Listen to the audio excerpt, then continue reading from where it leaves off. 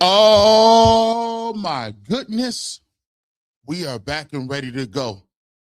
It's the most electrifying, the most exclusive, the world renowned, the most anticipated, the most, just all the above letter D. It's your boy G Bush back with the Barbershop. Come on in.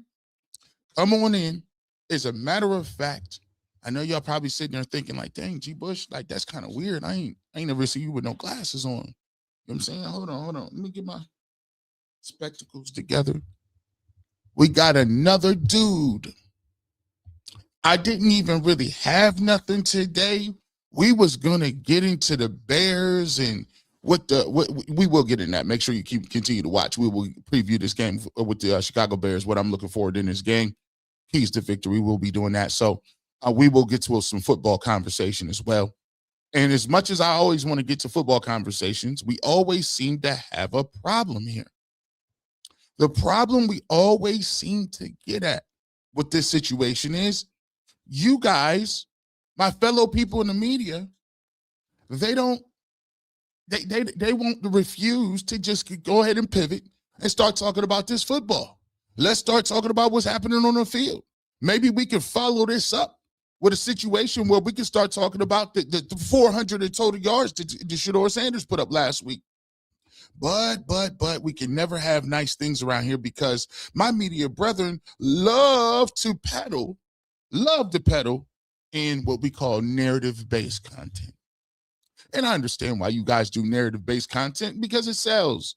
It whips up people. It gets them involved. It gets the energy into it. It gets gets people talking, right? It's way more interesting.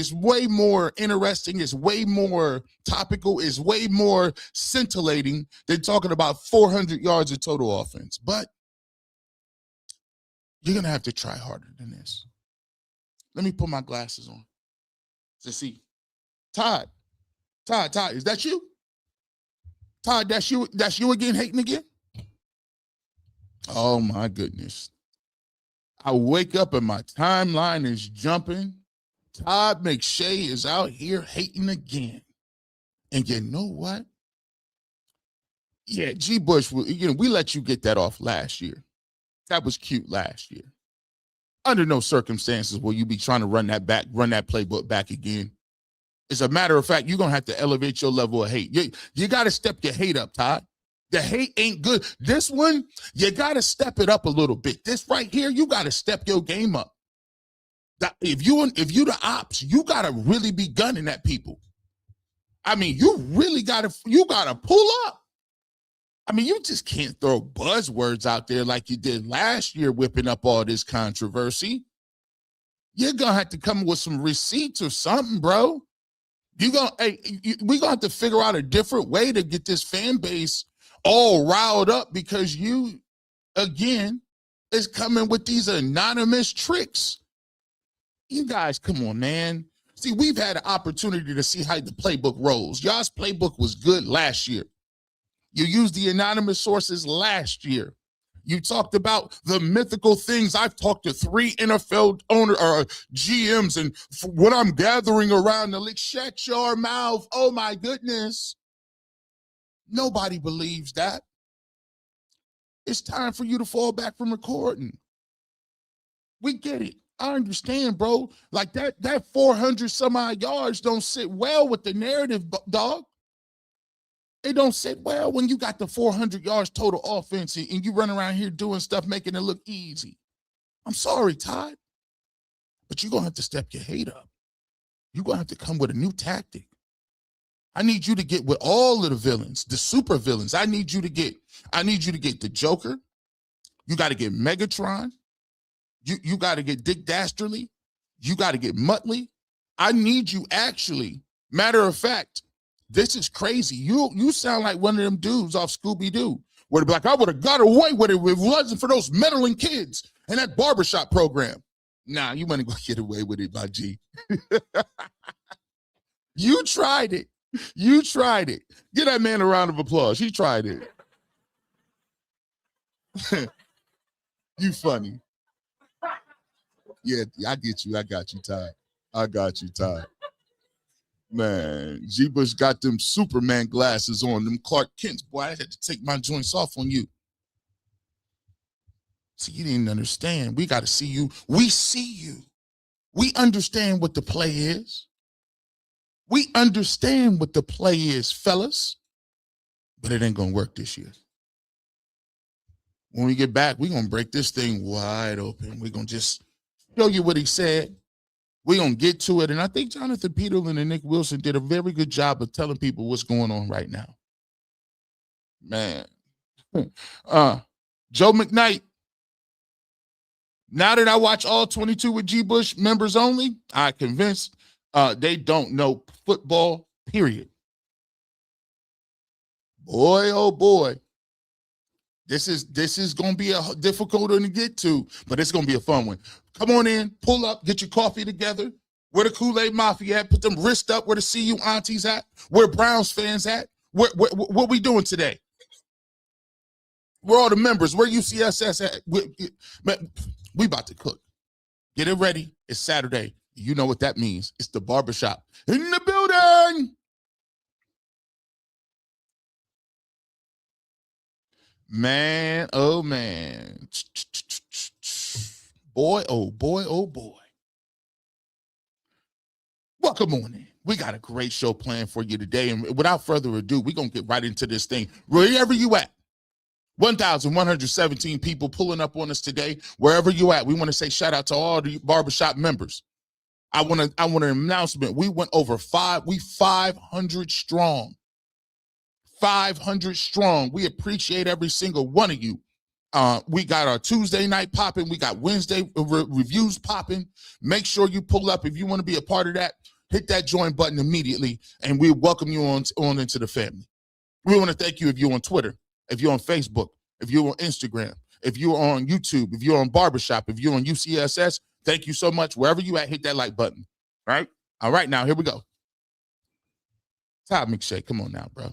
Todd McShay had his, he had his podcast. I think he do a podcast with, does a podcast with Urban Meyer. And he had some now Urban Meyer is a Shedeur Sanders fan. Urban Meyer is a Shedeur Sanders supporter. Urban Meyer asked Todd McShay, hey, bro, simple question. You think that Shedeur Sanders could be a franchise quarterback? And in Todd McShay, and see, here's the thing too, I'm gonna give y'all a little context. Todd McShay is transitioning from being an analyst and being a guy that's a draft guru to getting his feet wet into doing what he's doing as an opinion guy. And by the way, I'm gonna say, out of the guys that have transitioned from ESPN or Fox or whatever it is, from analyst to opinion in the podcasting area, and in terms of what you got to be on the internet, I actually think he's done a tremendous job in understanding the climate and understanding what he needs to do to get motion. And he does a very good job. And I didn't know he had this in his tool bag. He does a very good job of moving emotions one way or the other. He has an ability to make you feel excited about somebody that may be borderline. He has an ability to a top-notch name, and he mainly does quarterbacks. And that's one of the reasons he used to be a scout and do things for, the whole entire draft. But he realized that the quarterbacks move the needle. He's not going to be on here debating on linemen. Nobody care about that.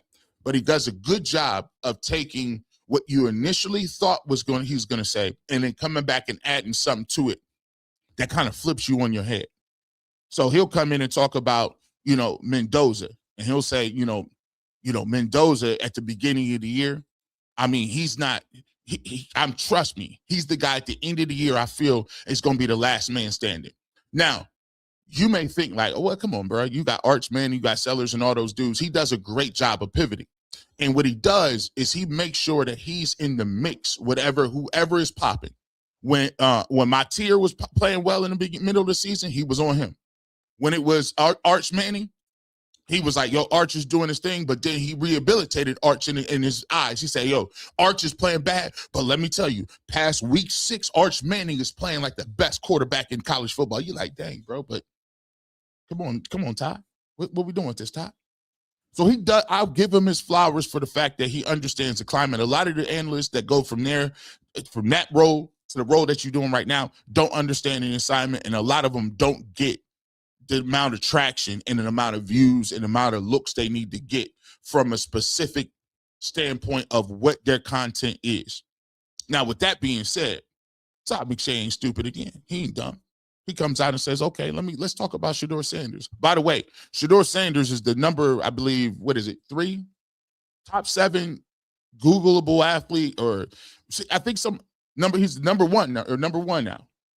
I think he's up to how much in the world, right? Number 7 in the world. Thank you for our stats. So if you've noticed, there's guys like Joe Budden Podcast, Matt Barnes. I seen Carmelo Anthony. Obviously, you're gonna have the First Takes of the world, Stephen A. Smith, Skip Bayless. Obviously, the Nick Wrights. They're gonna do it because those. But I'm talking about people that don't even do content based around. I see dudes that do video games, and they've dropped in and had a comment on Shedeur Sanders. And that's because right now he's the hottest thing in the world right now, right? So he is not missed to that. So Todd McShay is running the greatest hits, and you can almost tell that he kind of don't believe what he's saying because we're hearing what he's saying, and it's so generic, and it's not even really a critique. It's just the greatest hits, and it just goes to show you that moving forward, one of the things that I've already checked out on, and I'm not even getting into, is the fact that we're not about to do this every single year. Y'all can trigger us if you want. You could trigger us if you want, but we're not about to do it. We're not going to do it every single year. This is Todd McShay in his comments. And let me add this here. Sanders future. What's his name? And this is on Twitter, courtesy of the Triple Option. We'll make sure we give him credit where credit is due. Don't be hating. Don't hate over here. Here's we go. So let's just drop that back. This is Todd McShay and Urban Meyer talking a little bit about Shedeur Sanders. Tell me Shedeur Sanders' future in pro football. I don't think it's in Cleveland.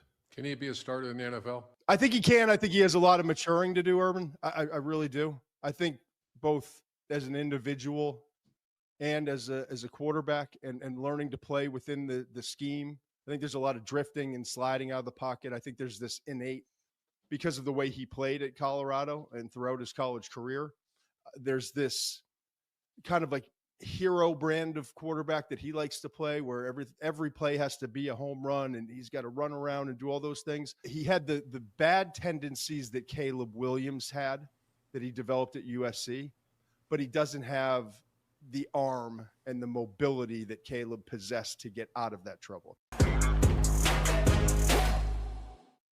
Tell me.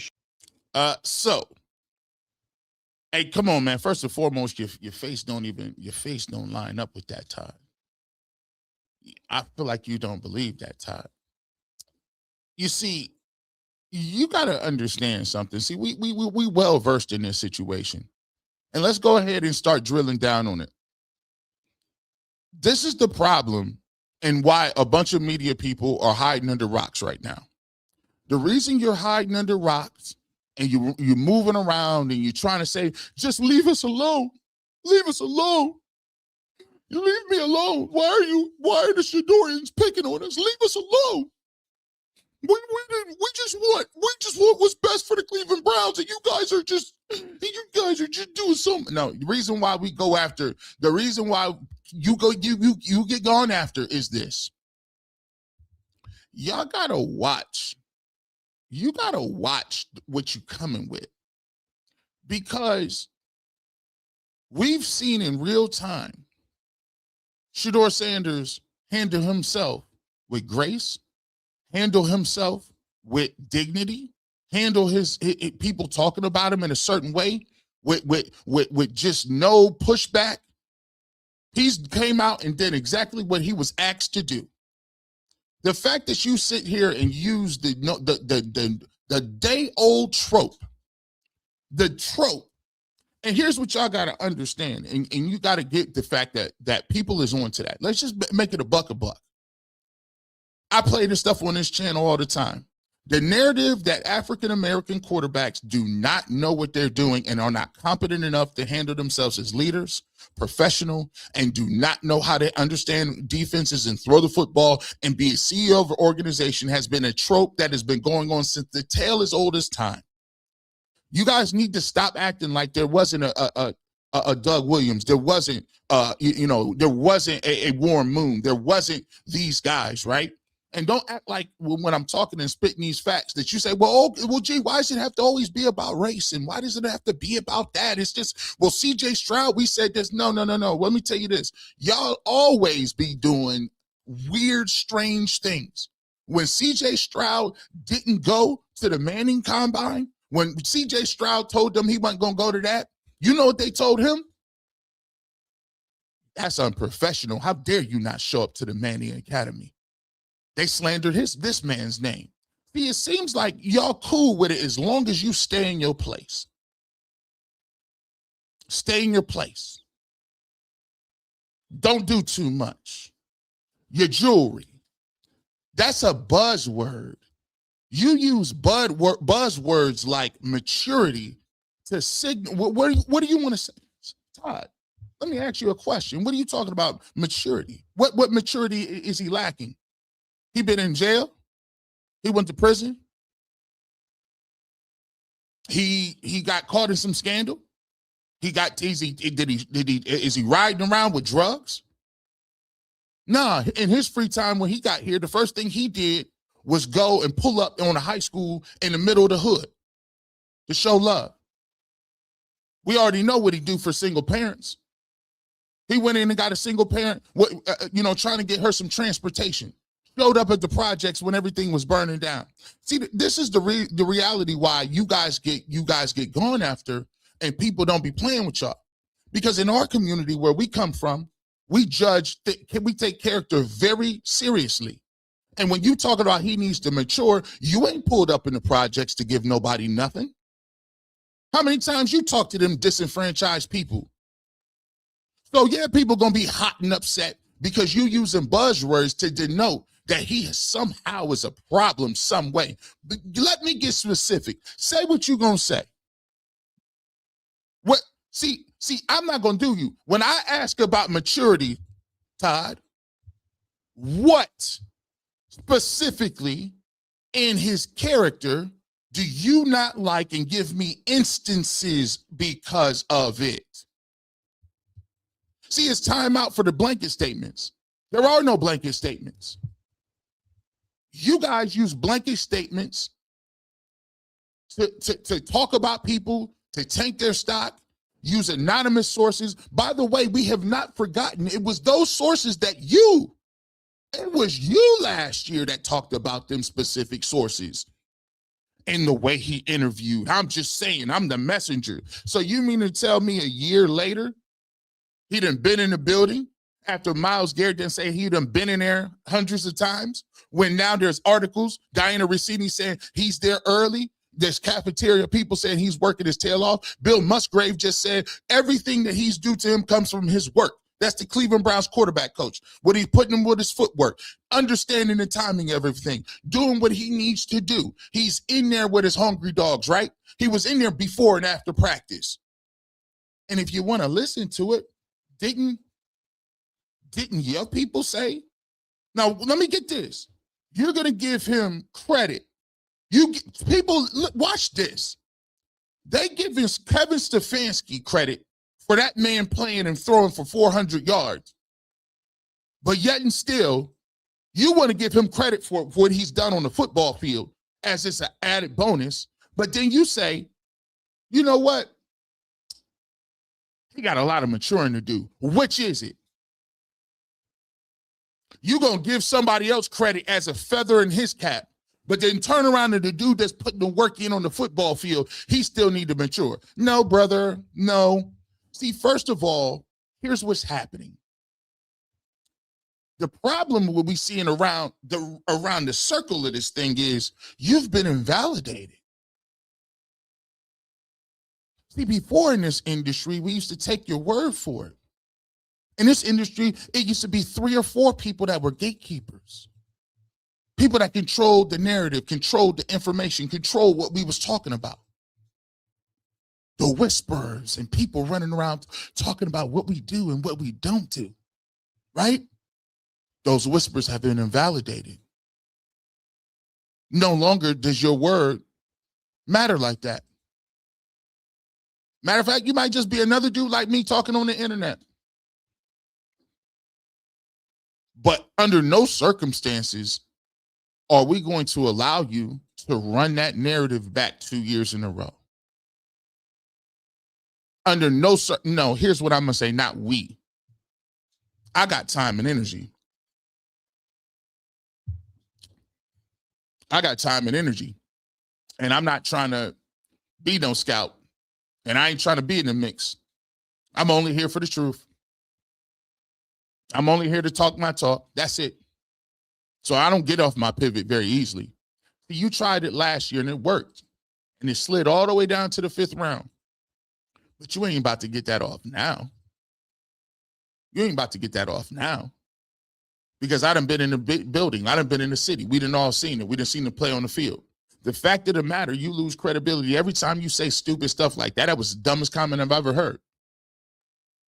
He needs to mature. How? Again, G. Bush, I tell y'all, when people say these little blanket, little talking points, you got to get down to it like this. What do you mean by maturity? Give me an example. By the way, all that drifting in the pocket, I ain't seen him drifting in the pocket for 400 yards. See, what you got to do is, hey, listen, what you got to do is, hey, how many of these quarterbacks drifted? Todd? Was he drifting over here? Rookie quarterbacks with 350 yards passing, 3 touchdowns, and a touchdown rushing. The only person, so that means Lamar Jackson was fading in the pocket. Josh Allen was too. I don't even see Joe Montana or Marino on this list. Huh? See, this is what I be telling y'all when things be happening.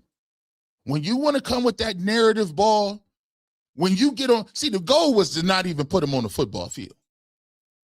The goal was not to put him on the football field. They tried to red shirt him. They tried to say it's not fair to Dylan. It's not fair to have this guy behind him. Nobody care about what you think is fair. Take that 350. And the problem is this. You guys are running around and all you got to do is raise your hand and say, you know what? I had a bad evaluation. We all get it wrong sometimes.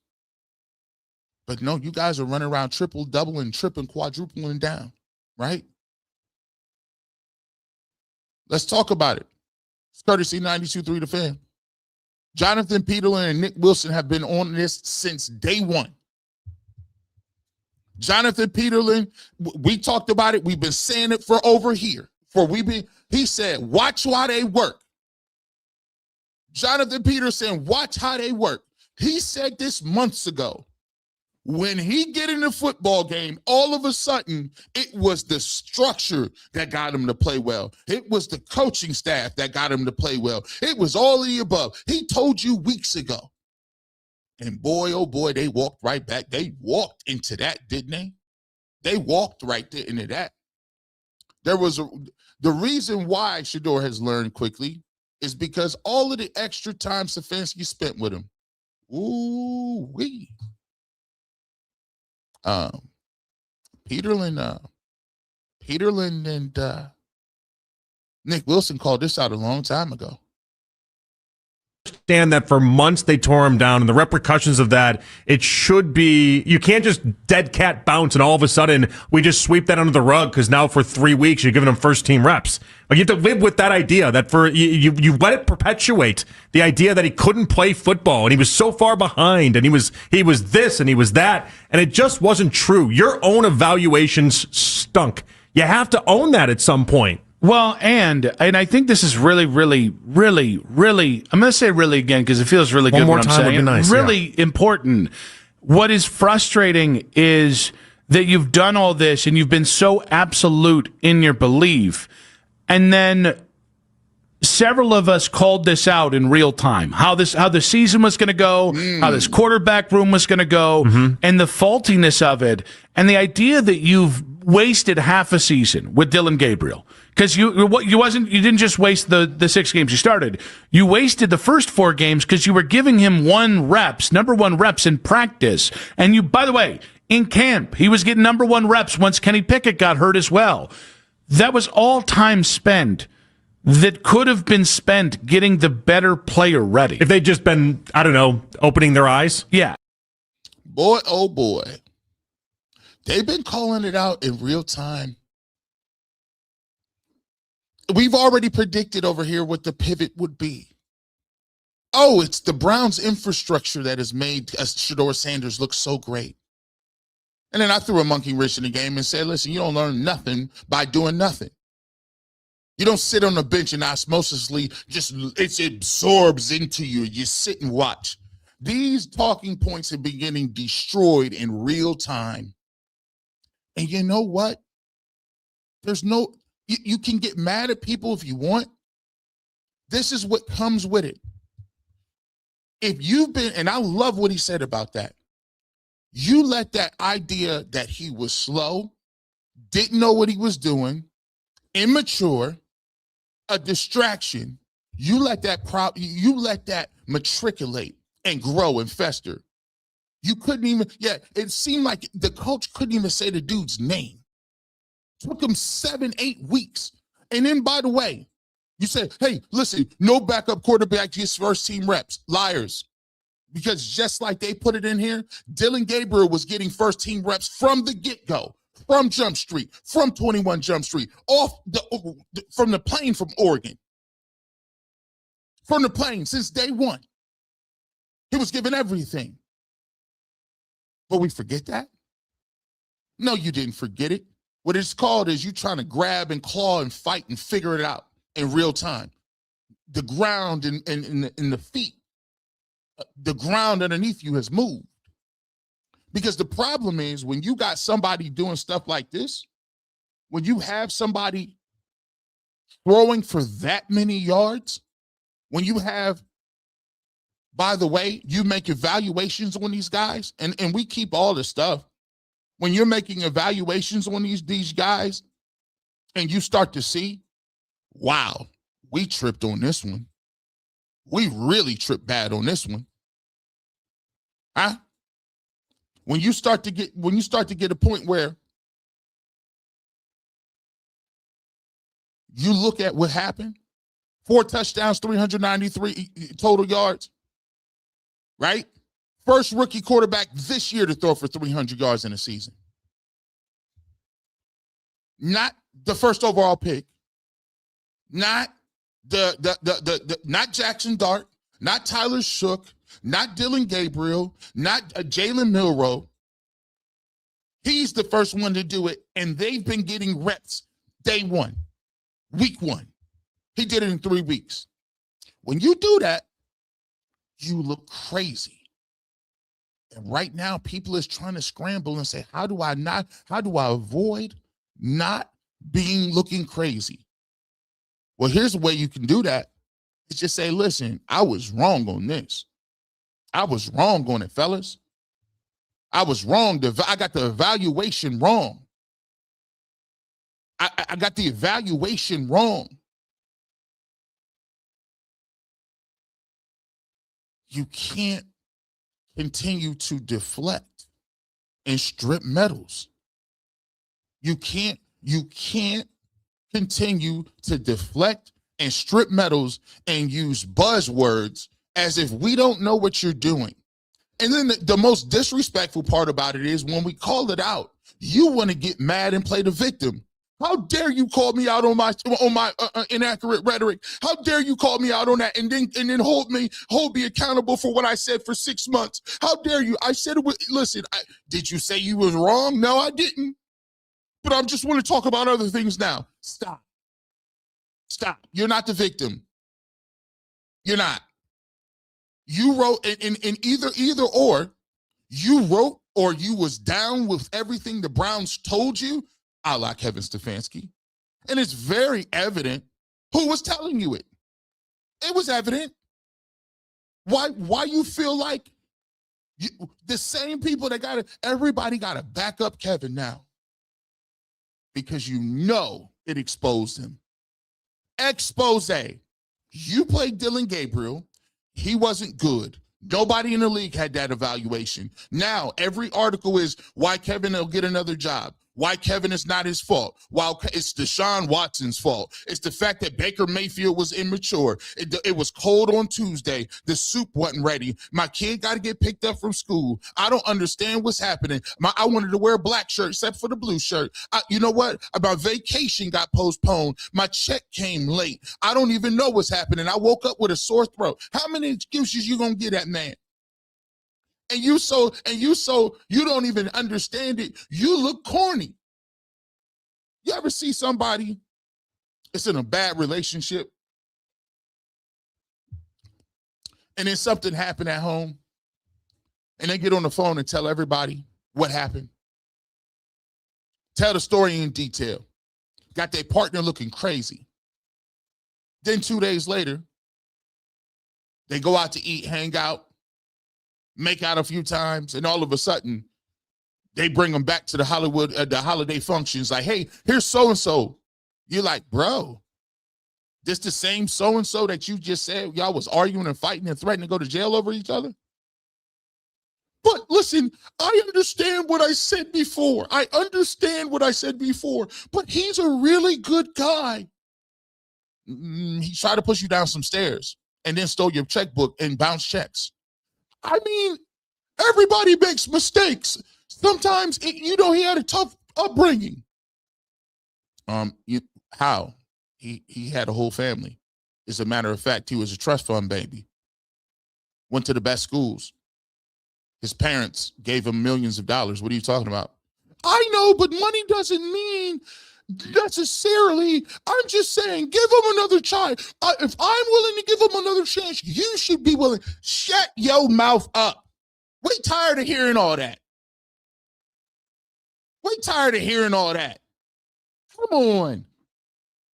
I want to give Kevin credit for the 400 yards, but yet still at every turn, I don't know if Shedeur's the long-term answer. What kind of mental gymnastics is that?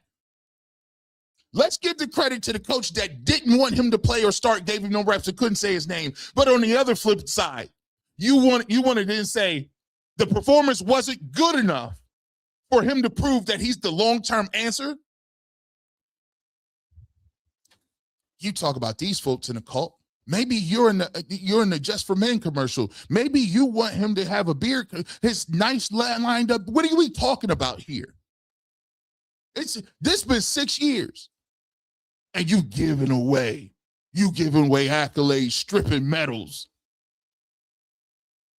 He loves me though.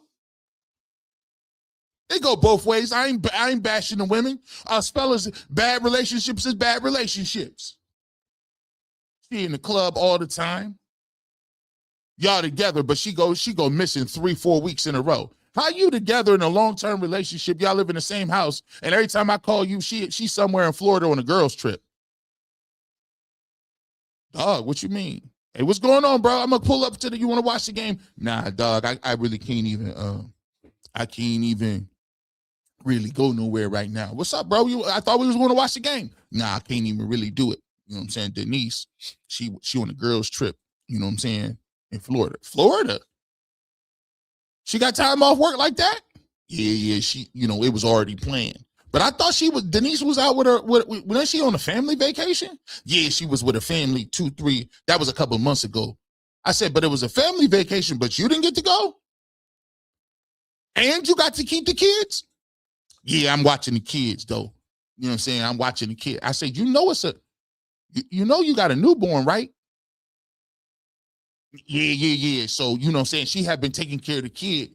So, you know what I'm saying? Like the 9 months, you know what I'm saying? She was kind of locked down in 9 months, you know what I'm saying? So, you know what I'm saying? Like she had to get a break. So I figured she just had the baby 2 weeks ago. So then they went on a vacation like 2 weeks after. I said, so you got the baby, you got the toddler, and you got to take your 8-year-old to preschool to first grade too?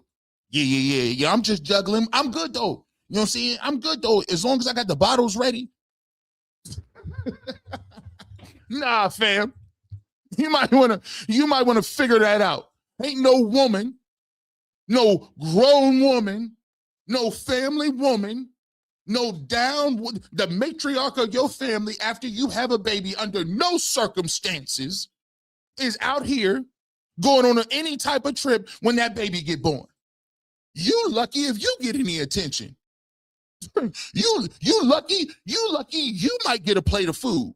Let that baby come out. You ain't doing none of that. Yeah. She made a lot of milk though, you know what I'm saying? She got it in. Oh, she already pumped it out, G. You know what I'm saying? It's all good. If you want to come over about 7, I gotta lay the kids down. We can get on them sticks. Nah, bro. You need to go find out where your wife is at. You need to be ain't no session. We ain't got no time for no vacations. It go both ways now, fellas. We ain't trying to get on the ladies. We be doing a bunch of stuff extra. It go both ways. But y'all out here making y'all be making these excuses. Yeah, 2 weeks ago. You ain't seen your woman in 2 weeks. Let me tell you this. Hey, listen. Put your hands up. Put the ones in the comment section if you're feeling where I'm going with this. Let me tell you something. I got a 15 to 20 minute window to be back at that house. If I got about a 2-hour window. If I'm supposed to be at the house, you know where I'll be at, right? I got a 2-hour window. Let me not show up at the crib at 2 hours. And I done been off work. And guess what? I can't even lie to y'all. Everybody know when G. Bush be at work or sick. I love y'all to death. Y'all be on that text message. I'll be like, listen, hey, G. Bush, what's up? 2 days go by. Hey, bro, I seen, hey, what's going on? You good, bro? You good, fam? I said, yeah, man. I tuned in to UCSS, dog. Tuned in to UCSS. Didn't even see you on the panel today, bro. What's going on? You good? I'm like, yeah, I'm good. Yeah, I got about 2 hours. Let my wife not know where I've been at for 2 hours. She accounting. Listen, because you know what she gonna do? You know what she gonna do? And this is devastating. She gonna call my mom. And you know when your daughter-in-law call your mom, it's a problem. Mom, I'm concerned. Garrett no show home. Garrett no show up after work. How long he been missing? It's been about a half hour. Give him an hour. If he ain't an hour, me and your father will be up here in the way. We'll be up there on the way. How long did you track his car? Do you got this license plate? Yeah, we're gonna get that down. Listen, we listen. The Lord is in charge. But I'm gonna tell you what, if that boy is playing around, I know something. 2 hours. Talk about we gonna get back to it. We're gonna get back to it. I don't understand. Like, I used to listen to like these shows and radios, right? And I'd be watching TV and they'd be like, yeah, John didn't come home last night. What? I'm like, what? I'd be asking all my OGs, the ladies, all the OGs, all the aunties and uncles, what was y'all doing in the 70s and 80s where that was acceptable? What you mean John didn't come home at night? I got 35 minutes. If I don't answer that phone, it goes, huh. We're going to get back to it. But they've been trying to deflect and strip these medals, but it ain't going to work. It ain't going to work. The medal, like, you can't do it. And so when I'm going to talk about this situation moving forward is this also. I'm going to talk about this too. Shedeur played Caleb Williams before 2023, and the team almost won. He'll be okay, but football is a team sport. Just a girl. Thank you so much for that. Let's get to this. Because you know I keep all my receipts. This is why y'all pull up. because I already know what people are going to be saying. Todd, it's another one too, Todd. Come on now. What you going to do with this? What you going to do with this? Hey, come on now. Step your game up. You got to step your hate up. These fellas was running around and talking about what he is and what he ain't. Against USC, see, they played head-to-head before, right? They played head-to-head before, right? You said he does some of the same things, but don't have the arm strength. He does some of the same things, but doesn't have the athleticism or arm strength to get out of what he gonna do. Well, apparently, in 2023, Shedeur Sanders threw for 372 yards, rushed for another 50 yards and 5 touchdowns.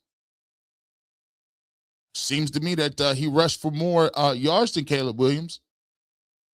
USC had a better roster, and he still had over 422 total offense. He's not missing for 38. It's just 30 minutes you missing. That's a missing in my book, in my household. That is a missing persons report. Man, you ain't running around here with that. This is what the head coach Johnson said on facing Shedeur Sanders. He's a dangerous player. He's doing a great job as a rookie. He does a great job extenuating the play and creating his own. Last 3 weeks, you feel a little bit of a spark with 12 out there. So if you want to compare, see, this is the thing that I don't be understanding with these folks sometimes. And I know that they know that we're smarter than that. But there's a thing called the internet. And the internet is there for a resource, as a tool. It serves as a historical record. When you mention people in this grand scheme of things, and you sit here and say, oh my gosh, he's not so-and-so. Well, what are you talking about? He's not so-and-so.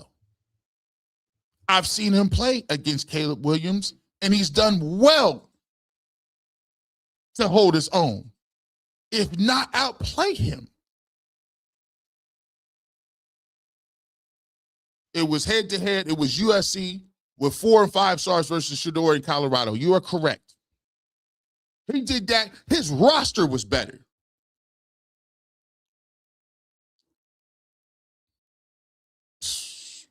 Oh, receipts is coming. Remember, no Travis Hunter on that team. He was injured against USC for the Colorado State game. And they still talking about drifting in the pocket. He wasn't drifted in the pocket when he dropped that dime to Jerry Jeudy. He wasn't drifted in the pocket when he dropped 2 dimes in the corner of the end zone. Listen, I'm just gonna tell you about this. Let me tell you about this. These dudes, I am convinced there's an epidemic out here. When I was in college, let me give y'all this. When I was in college, we used to have this thing called writing site. You had to write it and submit your paperwork, and they would scrub it for plagiarism. Nowadays with ChatGPT, they done got all kind of apps. I don't even know. ChatGPT and all these AI. I don't know why would you be making. We need to stop making people do papers. Period. What good is it? But back in the day, we used to have to do those things. And now today, I look around, and I'm going to tell you this. My sneaking suspicion is these guys don't do any work. They're not. So let me show y'all this. I'm going to give you a perfect example right here. Let me see if it makes sense to you. The only thing that keeps me grounded is the fact that I'm rooted in what my purpose and what God is telling me to do. So there's checks and balances with me. There's also checks and balances because I keep people around me that check me. I keep people, nobody around me is afraid to tell me anything, right? I want that.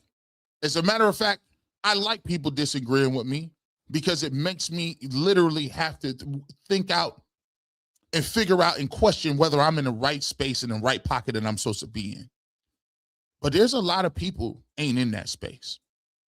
And you can get to a point where you in your career, where your name, your reputation, and everything about you precedes yourself, right? You become so big that you got people that will listen to what you say because of what you've done in the past. Your legacy or what you put in will give people the benefit of the doubt. You'll get the benefit of the doubt even if in a soul, it don't hit the same.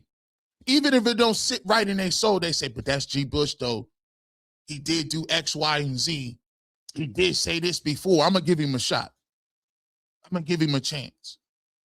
And the dangerous part about that is this.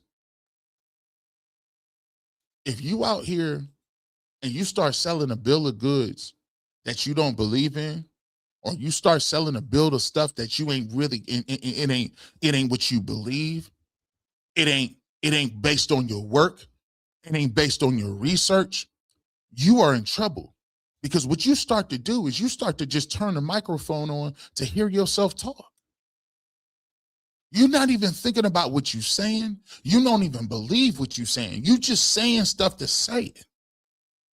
And the work that people are putting in, I've noticed once you get to a certain level, all that work that you put in to get you to that level, it starts to fade away. Why do I need to watch this football game? I'll just watch the highlights. Why do I need to go evaluate and scout people? I don't got time for that. I'd rather go out and have vacations and leisure. Why do I need to do that? I could just talk to a general manager, talk to people behind the scenes, or frankly, I could just give my opinion. And because I am who I am, and I've been here long enough, and I got an established audience and base, my word and my weight of what I say counts. You remember in one of the strongest scenes in The Wire is when Weebay was talking to his girl, right? And the mom was coming down there, and they wanted, you know, the mom, Calvin, the superintendent, the police guy, he came down and saw Weebay, and he spoke to him in jail. And Weebay says, you know, how you make you think that my son gonna be anything different? He said, man, your son could be anything he wanna be. He is talented. But his mom wasn't on it. His mom was like, yo, you gonna be a drug dealer? You gonna be a street dude just like your dad did? Because guess how his name ring out. So his mom goes, talks to Weebay in jail, and Weebay say, hey, listen, that detective came down here and said, my son can be anything he wanna be. And he say, he ain't gonna be, his name ain't gonna be like yours. And he's like, what does that mean? I'm in here, stuck in here for life, not about to do nothing. So here's what you gonna do. You gonna let that boy do his thing. And she clapped back at him. And Weebay said, understand, it's my word in here that keep you safe and getting bread. And it'll be my word that finds you out there if I figure out you ain't doing nothing that I told you to do. Now you say, G. Bush, what did I got to say about what we talk about Shedeur Sanders and the media? Because sometimes your ego and the level of ego that you bring to the table puts you in a circumstance where you get in trouble. It's my word. My opinion is elevated. My opinion rings out. My opinion is magnified. My. Sound like Johnny Gill. My. Sure look good tonight. See, I'm sorry. Boy, Johnny Gill, who is that? Sorry for all you young boys. Hey, Johnny Gill. Johnny Gill oversing a song. Johnny Gill is one of them singers that you don't let your girl go to the concert by themselves. Here's a couple, 3 people that you don't let your girl hang around. You're not going to a Johnny Gill concert. You're not going to a Chris Brown concert. You're not going to Trey Songz concert. Under no circumstances. It's not going to happen. You listen, Johnny Gill be over singing the song. He be growling at the girls. I'm like, dang, bro, Johnny, come on now. You be trying to sing the shirts off of these ones. Like, you can't do that. You singing, Johnny Gill be going crazy. But when you get to your my stuff, it's hard for you to bring that back and say, you know what? Maybe it ain't just me and mine. Maybe it just has something to do with whether or not I was correct or right about it and what we doing. Right? But you guys keep getting caught up. All you got to do is say, hey, I kind of got that one wrong a little bit, bro. I kind of got that one a little wrong. But what we're not going to do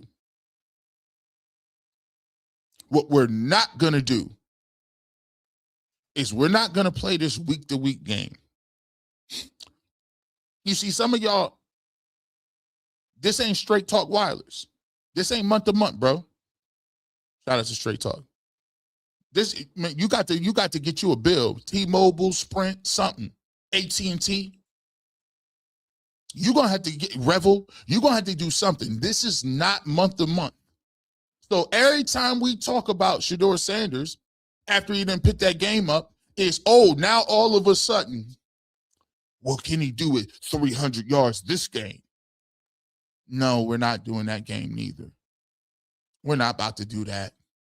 See, you guys move these posts so much that I'm gonna call y'all U-Haul, Penske. Y'all cats got all kind of drawings on the side of these U-Haul trucks. The desert, an aquarium, a football game. Y'all been moving the goalposts so long, it done got to a point where y'all need to own the trucking company. He throw for 360 some yards, something nobody else did. Now the goal is, but he lost the game though. Hey, Johnny Gill, hey, Usher is another one. Usher, yeah, you're right. Usher is another one we cannot, Usher too talented, bro. He way too talented. He gonna be on, Usher will be on roller skates serenading your girl. Just sliding around. Usher be, man, come on now. Sliding around on them skates. Talk about you remind me of a girl I used to know. No, you don't. Not her. That I once knew. Nah, Usher. And he got songs talk about you don't got to call. Oh, no. My girl has to call after that concert. Where you at? You coming home? Nah. All that after hours stuff. No. No after hours. Nah, no after party. You got to work tomorrow. Yeah, man. And pick me up something from the store too on the way back.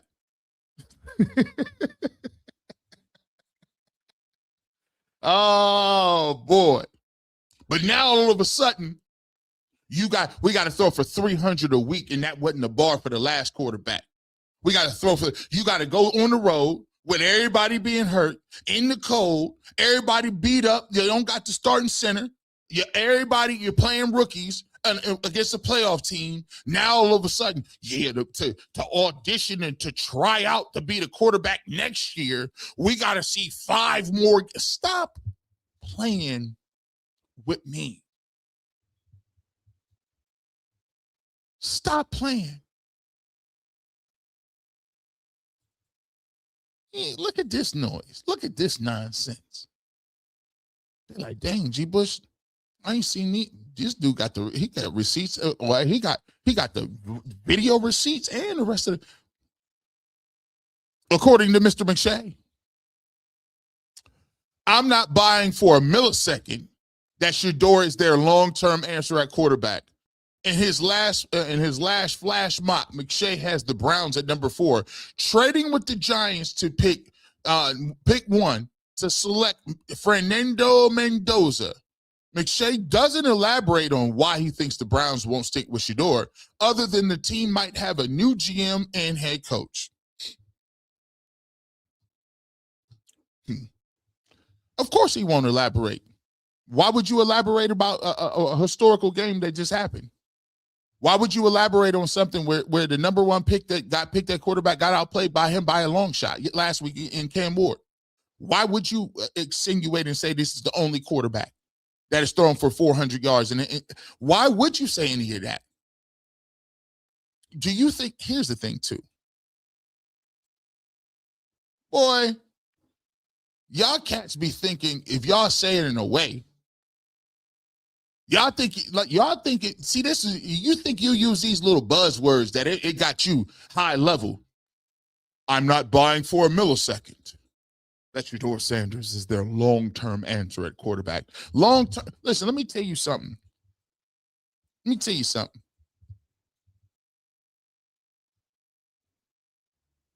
I don't buy for a millisecond that Kevin Stefanski has ever been the long-term answer for the Cleveland Browns. When you see them articles, by the way, you guys just don't understand something. Let me just bring y'all into business. I know a lot, and no disrespect to y'all.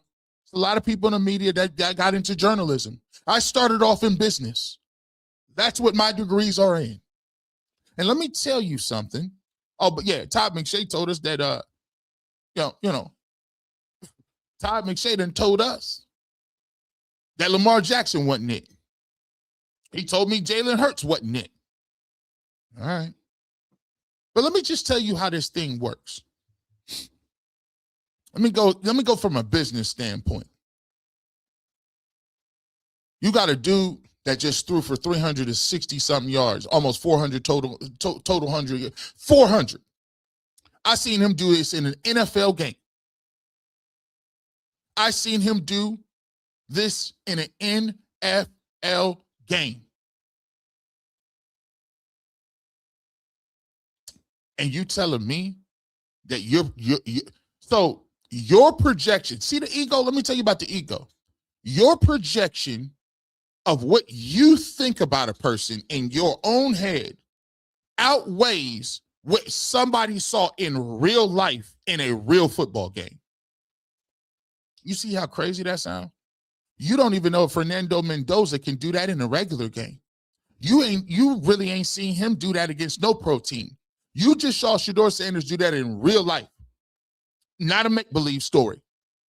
But you're telling me that you got such a high opinion of your thought process and what you know and see and understand about quarterbacks that you're valuing. I see him throw for 220-something yards and a touchdown and an interception against Ohio State. But yet and still, you saw what it is at the level, the highest pinnacle in the world. And you saw him do it what no other quarterback has done.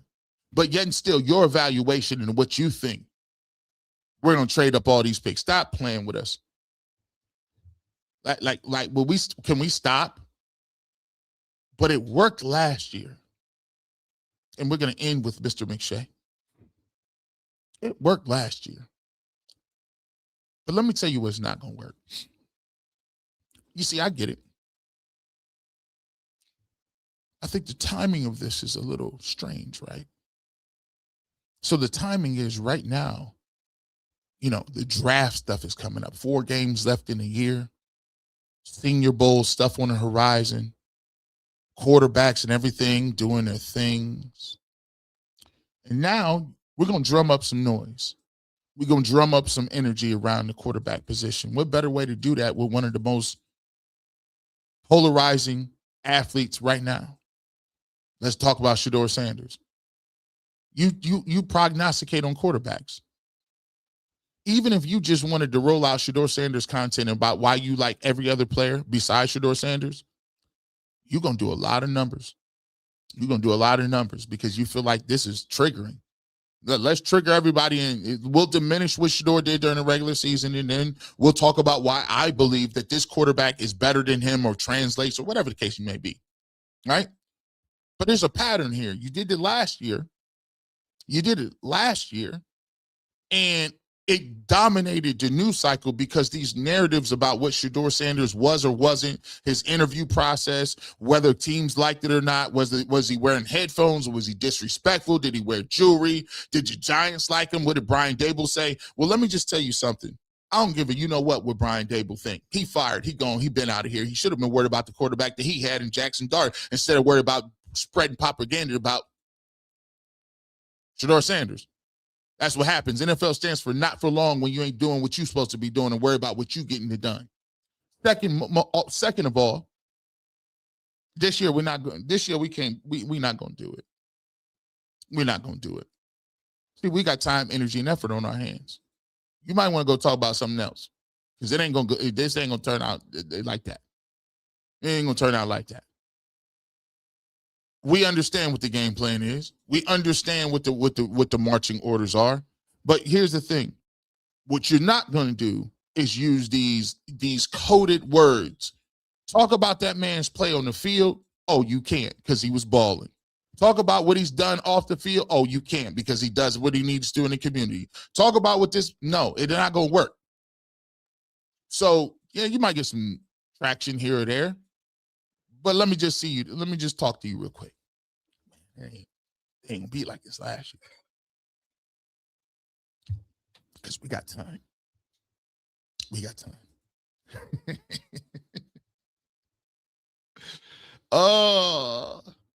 Let's talk about this too. I kind of jumped into it a little bit, and we'll transition into kind of what I want to talk about with the Bears. From a business standpoint, you got a person who is one of the most popular people in the world at this point. In this conversation about what people are talking about, just trade them. The Browns aren't sure. The Browns aren't sure about this. Let me tell you what Jimmy Haslam is sure about. Jimmy Haslam, you don't get to be a billionaire by being a dummy. You don't get to be a billionaire without understanding some aspects of business. Shedeur Sanders, let me just say this. It does not matter what any of these quarterbacks do, ever. The only quarterback that has comparable star power for the next 25 to 30 years is Arch Manning. That's it. Anybody you draft will not have the interest level, will not have the fan base, will not have the presence, the charisma, and they don't even have the skill set. So as a businessman, you just sat there and watched this dude in 3 weeks drop dime after dime after dime after dime with no surrounding roster, with no reps. And you also watch the numbers in the market and the marketplace and how many jerseys it done sold. And you watch the number of fans that are interested. And you watch how many people want to see the football games and how he has a global fan base. Why would any business owner in their world not attach themselves to that? It's the reciprocation process. Listen, when you talk about it, it's 1 times A and A times 1 is the same thing. It's the same thing. If I want the Cleveland Browns fan base or the base of the Browns base to grow, if Shedeur Sanders is my team, that by default means I got more Browns fans. But y'all don't understand. Shedeur Sanders fans equals Browns fans. But you guys don't have no business acumen and business sense. You guys think emotionally. You guys think without understanding how the markets move, bro. Why would a dude give up a golden goose?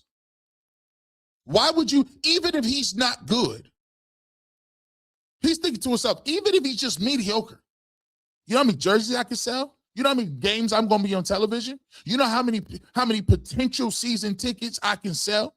He got a brand new stadium in 29.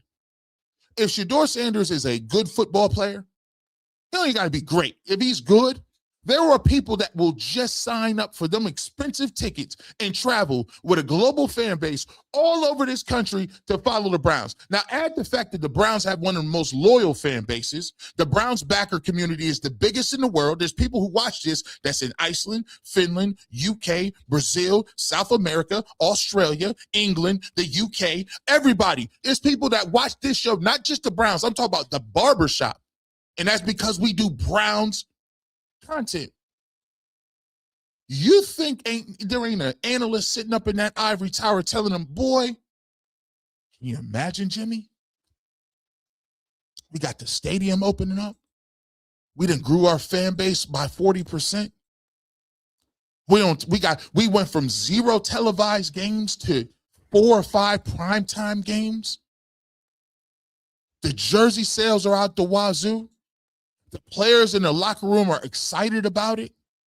And you're telling me you're going to trade that away for Mendoza?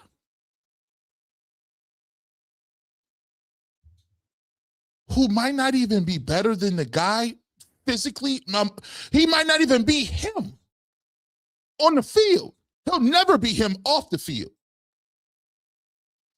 But you guys are advocating. This is the crazy thing about the Browns. This is a crazy thing about people that don't think for themselves.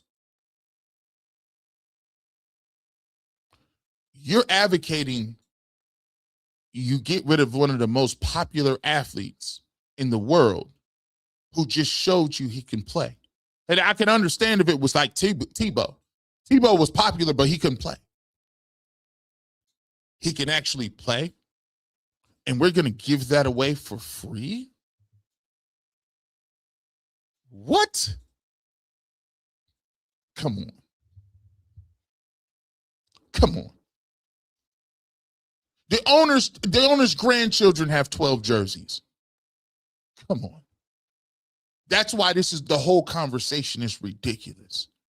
No owner, no billionaire passes up the opportunity to print money. They are printing money. He wants to become the Jerry Jones of the Midwest. You want Thanksgiving games? 12. You want games on prime time? 12. You want to be on Amazon Plus and Amazon Prime and Apple TV? 12. You want a reality show? Listen, just follow him around. He got his own media company. Just follow him around. You want to move units? It's 12. You want to be good? 12. You want touchdowns? 12. You want to throw for 350 a game? 12.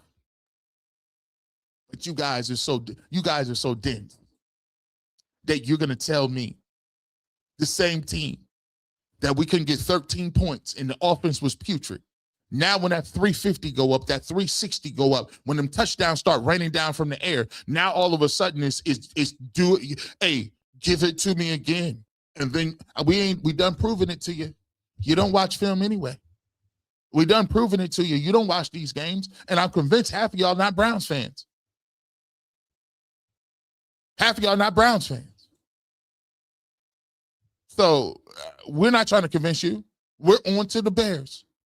We're not trying to bring you along. We no longer are sitting here saying, please, media band, please, media guy with a platform, please believe in Shedeur Sanders. Please, just say 3 nice things about him. Please, just give him a chance. Just don't say nothing bad. Shut up. We ain't doing none of that. Bye.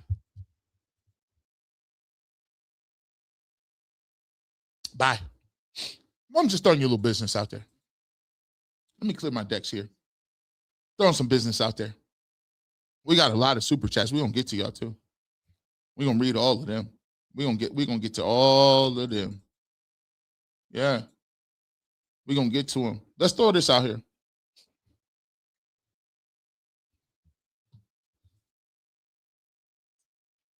We're gonna get to it. You see, this is the level in which I'm trying to get to and narrate and navigate. 6,829 people in here. Wherever you at, hit that like button. If you on Facebook, we appreciate you. If you on Twitter, you on Instagram, you on X, you on UCSS, you on Barbershop. We appreciate all of y'all 6,000 people. Hit that like button, hit that share button wherever you at. By the way, I've been hearing people talk about that Kool-Aid Mafia. It's available. Got the cups, got the hats. We'll put the link in the description. Ship it right to your door. We got to get to a point where we can start getting to this. Because even though I like doing this and like debunking narrative-based content, the thing that I hold dearly and the most that I enjoy about the game of football is actually the game of football. It is why we do film breakdowns and film reviews, because I want to educate my fan base and the people that want to learn more about the game of football. I want to educate them on what's going on. Because one thing that I cannot deal with and I refuse to deal with any longer, and I started doing this not because I'm just doing memberships. I did this because I got tired of all summer people turning around with these buzz phrases and all this. Well, he can't get out of the huddle. He can't do this. The Browns this, the Browns that. And I can weave through that because I done played the game and I'm in here and I know how to move and figure out, oh, yeah, come on, that ain't even right. That ain't truthful. But a lot of y'all folks, a lot of the people only have the wherewithal and the means to listen to people. A lot of people don't have access to film. Some people don't even have access to cable to watch the game. Some people only can watch the highlights. So the thing that I try to do and bring to the table is I'm not going to have you being out here being ignorant. So now there's checks and balances. So now when somebody says he's consistently he's trying to drift in the pocket, under no circumstances, Todd McShay, is that correct? Because I've been showing film work of Shedeur Sanders for weeks. And if you pulled up to the members only, everything that you're talking about is a bona fide lie.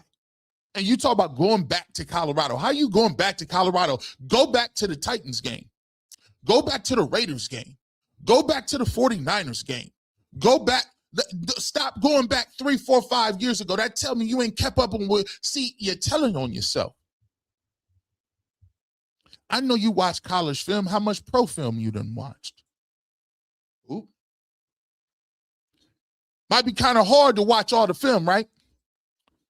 You got 7 rounds, right? You breaking down 7 rounds of college tape, right? 7 rounds. Even the quarterbacks that may go undrafted. How much time do you got to delve and dive into Cleveland Browns tape? Not so much. So when you giving this analysis that's bland, that is generic, what tells me is you have not done the work. You have not taken a look at what's happened on the football field. If you are referencing what somebody did in Colorado and not referencing what he did last week, did you watch last week? Or you just going off my name? My name is my name. In the words of Marlo Stanfield. My name on the block. My name is out here in these streets. Well, here's what's going to happen. You go out there and you tell everybody. Marlo Stanfield, step to anybody. My name is my name. So you standing on your name, but you got to stand on that work. Talk about what he did against it, and stop. But what we got to get to is a point where we stop talking about why somebody fell. That's irrelevant. That is irrelevant. At this point, we are talking about what the fierce urgency of today. All of this other noise and jargon y'all talking about why he fell, who made him fall, why didn't he get reps, how come it was this, what are we doing with that? It is irrelevant. Irrelevant. We are worried about what's happening on the football field today. I want to talk about how he's developed a connection with Harold Fannin Jr. I want to talk about, hey, Jerry Jeudy. It looked like y'all got a connection for everybody that was mad at Jerry Jeudy, and we was all salty at him. Shedeur Sanders wrapped his arms around him and said, listen, come on over here, Jerry. I get it. We're going to work that out. By the way, we're talking about maturity. I saw the maturity firsthand. Jerry Jeudy was going off on the sidelines. What did Shedeur Sanders say to him? Did he go back at him? Did he clap back at him? Did he put hands on him? Did he get into the media and start dogging him? What did he do? He worked with him and got it together. Talk about some maturity. Talk about no maturity, bro. You might want to start, you're going to have to, all these character assassination stuff, that got to go. That got to go. You talk about what the dude do on the field. You want to talk about him backdropping and doing something? Let's do that. But all these thinly veiled, here's the problem. I do not like that. You don't know me. You've never met me. You haven't been in no room with me. You ain't never saw me from nobody. We don't converse. We don't hang out. We don't do nothing. You ain't never been in the same room as me. We don't have the same tax bracket. You don't wear the same jewelry or cars I got. You don't know nobody that I know, and you still talk about my maturity level. How? How? You talk about my character. But if he would say something about your character, then all of a sudden you're going to play victim, right? Oh, how dare he's out of line. He shouldn't have said that. And it's time out for that. Listen, stand in your business. Y'all got to understand something. If you write something, that's your opinion. You could type anything you want to. But don't be mad when the heat comes. Don't get mad and play victim role like somebody doing you wrong. Somebody just don't agree with you, bro. Somebody don't agree with you. You said something, it was wrong, stand on it. But you want to get up, you want to get the sympathy out. Oh, I'm just saying, and he says something, I don't believe athletes should be going back and forth with media members. They shouldn't be, now you should have watched what you said. Where I was from, my mom always told me something, right? My mom always told me, you can say whatever you want, but you gotta be willing to take what comes with it. You gotta be willing to take what comes with that. So if you say something and people disagree with you and you were wrong, why you feel like you're gonna play the victim like somebody ain't gonna call you out? So, yeah, it might take a year. It might take a year. It might take 6 months. They might not listen to you for a long time. This guy's out here running around doing, stop. What we got to get to, and the hope is, we got to get to these games. Because here's another opportunity for Shedeur Sanders. Here's another opportunity to come out here and to go head to head with another guy that they said was it and you wasn't. They said he was it and you wasn't. Oh, he's different. Caleb Williams different. Cam Ward is different. All right, show him how different it is. Oh, it was just the Titans. Show him how different it is against the Bears. And I ain't sitting here saying that you're going to be perfect. I ain't saying that you ain't going to throw no picks. I ain't going to say none of that. But here's another opportunity to prove people wrong. It's another opportunity to show what you can do and put it on tape. And I like the youth movement. I like the youth movement. You see, hey, rookie of the week, right? He wasn't jumping up and down and doing victory laps. And the reality of the situation is nobody that's on the Barbershop or UCSS or any other platform is doing victory laps. Sometimes I get mad and I get salty at what be happening, what be said, because these media dudes, to me, is out here trying to be funny on the slide. You think that all we want to be is relevant? You think all we want to do is have a nice storyline? I don't care about storylines. I want to beat the brakes off other teams. Listen, we've been laughed at. We've been clowned. We've been, you got stripped of your team. Every single time they talk about it, it's the name of the different people on the back of the jersey and how many quarterbacks you swung and missed on. and you finally get somebody that look like they want to be it, that want to step into that mantle, that want to be different, and you don't even know it's right in front of your face, can't even see it, and you let these other jokers in the media hype you up and amp you up on anonymous sources, and all they do is laugh and say, you know, those guys at Cleveland, boy, hey, you gotta love the lovable losers.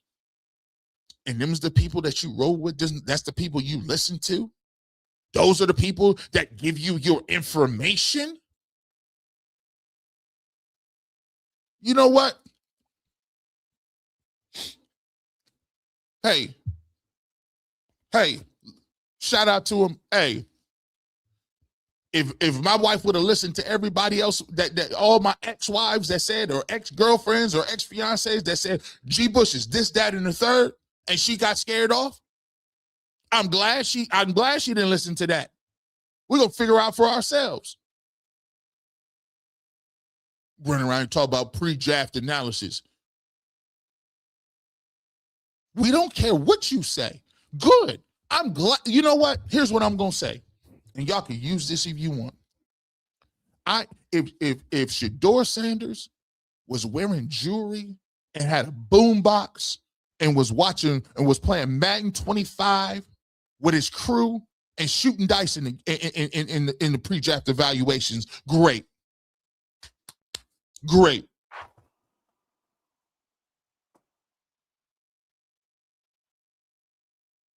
That's what I like to see. You know why? Because they didn't take him. I want you shooting dice in every one of them evaluations. Great. Because you know what happened? It turned out that you didn't take him, and we got lucky. We took him. Good. I'm glad he had a do-rag in there. I'm glad he was in there shooting dice, listening to Tupac. I'm glad he was doing all of those trope narratives that you said he was doing. Because good. That means we got a quarterback, and you didn't. Who cares what you think about him? Now you got to go play us. I don't care what those around the league. I don't care about the league. I don't care about what another executive for another team says. I don't care. Why do you guys keep using that narrative and logic? Like I give it, you know what another anonymous executive says.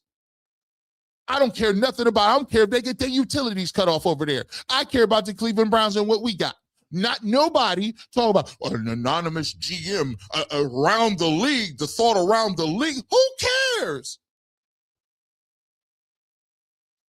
I don't care what's going on. Hey, listen, that didn't even work in my house when I grew up. Hey, Ma, you know you better be home by the streetlights. Hey, listen, I polled the audience of the parents around our neighborhood, and the parents in around the neighborhood had said that 9:30 actually should be the time that I got to be on the porch. Because, and so I want to just give you a perspective of what the outside around the neighborhood. Boy, I didn't have them kids. I had you. You better be on that porch when I told you to be on the porch and stop playing games. Using these around the league. I don't live by around the league. I don't live around the block. I live about what's going on in my house and what we doing and how we moving. But you're too worried about that because if you did that, you'd have to actually talk about what happened on the field and not narrative. Now, wouldn't you? It's kind of, it ain't as sexy talking about them 400 yards that you got dropped on you. Let's keep cooking. Let's keep cooking. I'm watching this game because here's how I'm just tell you how they cook with it. Let's first of all talk about this. It's gonna be cold. It is gonna be cold. Kickoff temperature 12 degrees. Real feel is -5 with the wind. Wind gust up to 30 miles an hour off the lake. Browns versus Bears turning into a survival contest. Whoever wins the trench war wins the game. Bundle up. Soldier Field, it's about to be Arctic out there. That's going to be a factor in this football game. It's going to be a factor. But by the way, let me just tell you this. We can put this to bed too. Hey. I didn't see. This is even more impressive. Go back and watch these starts. This is the third bad weather game in a row. Take into account that when Flacco and Dylan Gabriel was playing, they was playing in picturesque weather. Beautiful. Sunny. Dylan, he did play against Miami. It was a nasty weather game as well. I'll give him that. We ain't gonna be complete haters. But they playing and practicing, and man, this dude done played against the 49ers, and that was crazy, man. The dude that last week it was snowing and nasty out against the Titans. Now we about to have this type of game. This is even another opportunity to come out here and show what you can do. Because now you can say, listen, yeah, you talked all that noise, but look, he's a cold weather quarterback as well. Let me find out that he could drop, because I was impressed with the fact that it was snowing yesterday and he had 300. Last week and had 300 plus yards. Let him come out here and have anything semblance to that. Because now we could put to bed, he doesn't have a strong arm. By the way, we done already put to bed the lie that he ain't athletic. Seems to me he to be athletic. Seems to me he don't be running backwards. He got we showed it on the film work. Two times he got out of traffic in a rushing touchdown. So there's a lot of stuff y'all be going on. We getting rid of it one by one. The cold weather situation. Hey, Ken's mom. It was cold. It was cold in Boulder, Colorado too. By the way, Birds, Hugh, you are correct. They thought it was going to be worse than it was against Miami, and it turned out to be not that crazy. But it's going to be wild out there. So you got an opportunity. So with that being said, we want to see another level with this. The thing I'm impressed with Shedeur Sanders last week was he understood what type of time he was on. He understood what the assignment was. We went over the film work with me and Tyvis Powell, and two of the throws we talked about was getting the ball out to Jerome Ford when nothing was available. Another one, 3rd and 20. He understood that he wasn't going to get 20 yards back, but he understood it was a nasty game in terms of field position. Let me dump this thing off to Harold Fanning Jr. and get me 18 yards. Now we are able to punt, and now we're able to pin them back deep. And now we flip the field position game, because if our defense can stop them, we're going to get the ball with about 3 or 4 minutes left in the half, and we're going to have good field position. And guess what happened? He ends up throwing the pass to Jerry Jeudy for a long touchdown. Those are the things that I'm talking about. Understanding what type of time we're on, understanding the moment of the game, and being a complete game manager. Being the CEO of the game plan. Okay, I'll live to fight another day right here. Those are things that I've been most impressed with. This game is going to have to be one of those games, because he's going to have to pick his spots with the weather, and the Bears take the ball away a lot. Bears take the ball away a lot. They lead in turnovers. I think they got 15 or 17 interceptions, either one of the two. And not only that, let's talk about the guys that are out.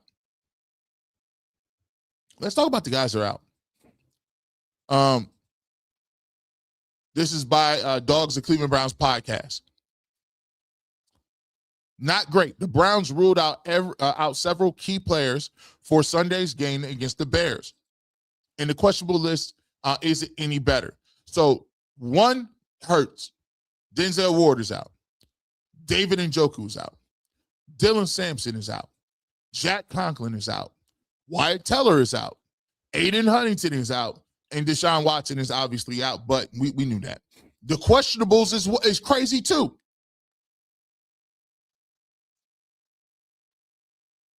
Joe Bitonio is questionable. Cedric Tillman questionable. Malachi Corley questionable. Zach Zinner is questionable. And Mason Graham is questionable.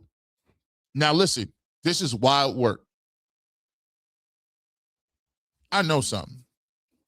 I'm going to just say this right now. If the Browns come out here and is able to keep this game close and keep this game close, I know something. I don't even know who Shedeur Sanders is going to throw the ball to. That's your top targets, your running backs, Not even talking about the offensive line. I mean, the offensive line will be all backups. Dylan Sampson had a nice game catching the football last week. He's out. You still got Harold Fanning Jr. You got Quinshon Judkins. You still got, Jerry Jeudy, Isaiah Bond. But this is nasty work. I mean, this is a whole squad of dudes. But here's the thing. Let me tell you this. They come in here and they're competitive and they keep this thing close, and Shedeur Sanders plays one of them games where he plays turnover-free football. He makes good decisions. He makes timely throws. I done already seen enough. I done seen enough right now, to be truthful. Just off what he did last week, under no circumstances am I drafting a quarterback in 2026. Not doing it. The biggest need for your team is offensive line and receiver.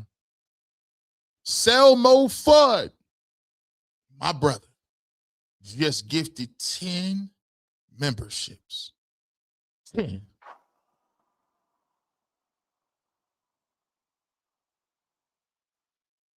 We appreciate you. We appreciate you. This is why I mess with y'all heavy. This is why I mess with y'all. We appreciate everybody, all the members in here. We appreciate everybody. Shout out to you. I'm going to tell you this, man. This game is very funny because I believe it sets up to see this again. Where we at? It sets up Shedeur Sanders versus Caleb Williams. Shedeur has a chance to prove himself against another number one pick. This is key because it gives you another opportunity to start evaluating NFL games instead of talking about college fantasy football. You see, the thought process is when these college football playoffs are going to happen, there's Mendoza and these guys, and there's a lot of other guys. And trust me, I don't want to hate on Mendoza because I think Mendoza could probably be a good NFL quarterback. Am I sold on the fact he's better than Shedeur Sanders? Under no circumstances. No. As a matter of fact, he don't have the numbers Shedeur Sanders had in college. Just be honest with you. He hasn't put up and done things in the league that I saw today. It's yet to be seen because he's not in the league, but no. I just saw last week, we talked about what happened with Cam Ward. And I like Cam Ward. But if you are a guy and you're a person that says by far, head and shoulders, Cam Ward is the number one draft pick on the table, the number one guy on the board, and he's a number one overall pick, and he was outplayed by Shedeur Sanders, then what does that say? What does that mean? Because you can't bury that. Head to head with a bad roster, a bad team, and he puts up those type of numbers. It is what it is. It is what it is. Let's take a look at it. This was the matchup. Cam Ward is 14 and 28, 117 yards, 2 touchdowns, 1 pick. Shedeur Sanders, 23 of 42, 364 yards, 4 total touchdowns, and 1 interception. If it turns out that in this matchup, Shedeur Sanders goes head-to-head and competes and puts up comparable numbers or wins this football game against Caleb Williams, the number one pick from the previous year, what are we talking about? What are we talking about? Why would you mention anybody's? Why would you mention anybody's draft in a quarterback? Because I just saw 2 different teams who picked the quarterback number 1 overall, and you have a 5th round pick. 5th. You got to use it both ways, people. If he was a 5th round pick and you kept telling us the chances of a 5th round pick hitting, the chances of a 5th round pick is this, the chances of a 5th round pick is so slim. If he did that last week against the number 1 overall quarterback and he did it again against Caleb Williams, which he has an opportunity, then what are we talking about? Caleb Williams has a better everything. Receivers, 2 good running backs, an offensive line that hasn't given up any sacks, a playoff team. And you got Junkins and Fannin and a couple. Stop. This is an opportunity. This is a very good opportunity for the Cleveland Browns. And this is a very good opportunity for Shedeur Sanders to continue to put good film on tape and continue to understand and continue to just show the layman's, the dudes that ain't really watching no film, why it is that he deserves to be the franchise quarterback. By the way, I'm going to tell you all about this too. You guys fail to realize this. So I'll be the first to say it right over here. Let's go ahead and give you a Barbershop exclusive. If you thought before the locker room wasn't around Shedeur Sanders, well, look now. If you thought before the locker room wasn't rocking with Shedeur Sanders, look around now. See, when you're trying to be a franchise quarterback, the decision is not upon the media. The decision is not upon fans. The decision is not upon people that are that want to clamor, we want another quarterback. Let me tell you something right now. If you Andrew Berry, why the heck would you even talk about another quarterback? And if you're the Browns locker room and you saw what the offense looked like with everybody else and you just saw what the offense looked like with him, why do you believe that the locker room wouldn't have a full-blown mutiny if they trying to go get another quarterback and forsake all the other positions they need? See, what you guys don't realize is the quarterback is just like the leader, the general. The general is only as strong as the people who believe in him. Why do you think morale is so big in the Army? Why do you think it was so important back in the day that generals and leaders led from the front? They don't respect the general that sit up in a nice tent, that getting all the berries and wine and all the good food imported. Why everybody sit on the front lines with no good clothing, no armor, and they starving on meager rations? Nah, the generals that was at the front of the line, the generals that was at the front at the tip of the spear, that was arm to arm with their comrades, is the generals people fight hard for. It's the people that they are willing to go into battle when the numbers don't look so good, when you look like you ain't gonna win, when it ain't guaranteed you gonna come out on top. The generals that lead from the front, from the ground level, is the generals that get it done. You see, you guys underestimated what the story in the fairy tale is. Ironically, we talked about the hero's journey. It's in every trope. It's in every narrative. It's in every story. It's David and Goliath. It's King Arthur. It's the Lord of the Rings. It's the Matrix. The hero's journey and the hero tale happens in every literature, every piece of history, every great story. And what you did is you subconsciously helped create it. You see, when you're a hungry dog and you were that guy and they dropped you down, they told lies about you, they kicked you when you was down, they didn't give you no reps, but you got an opportunity, a miraculous opportunity. And then not only did you get a miraculous opportunity, you put up miraculous numbers in spite of all the things you went through. So now those people in the locker room understand intimately. This kid wasn't getting reps. He was taking snaps with support staff and Luke Whippler. He was on the practice field. He was over there with the JV. He was over there with the downtrodden. He came from nothing. They talked about how much money he lost. And now that 5th round pick just showed up and put more yards up on the board than any other quarterback that you said was better. That 5th round pick, we couldn't get 13 points. We couldn't have nobody throw for 3. He came and threw for 360 plus. And you know something about soldiers. Remember what I told you earlier? Soldiers like the guys that's in the trenches with them. How much more trench worthy can you get? From the hungry dogs to have to throw on his own outside in the rain, throwing at colleges, finding opportunities. And then you get to compare and contrast with somebody that started from the bottom, that was at the bottom, is going head to head with the guys that's the number 1 picks, the favorites, the guys that get all the reps, the guys that got the contract, the guys that got everything. And guess what? He looks better.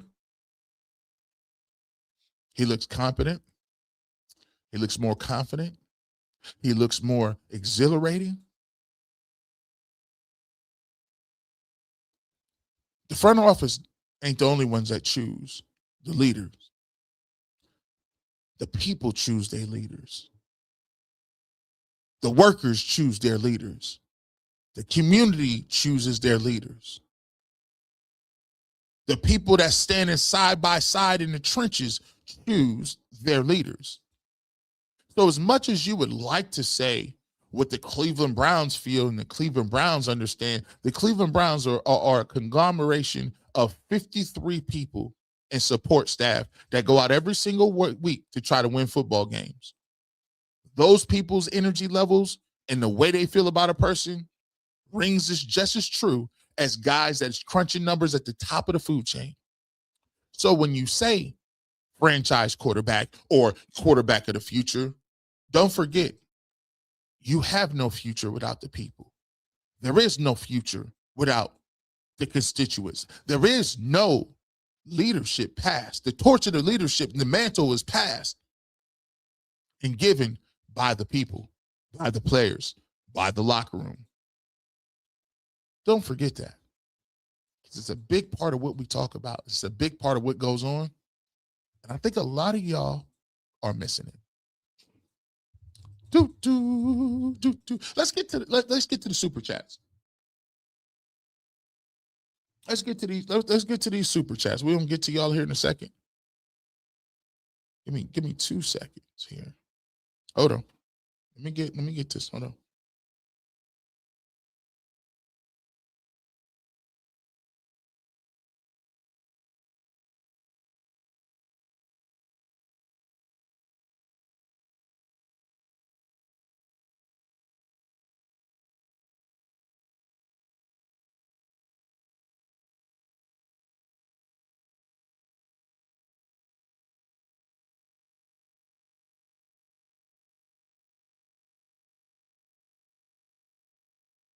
Yeah, we back.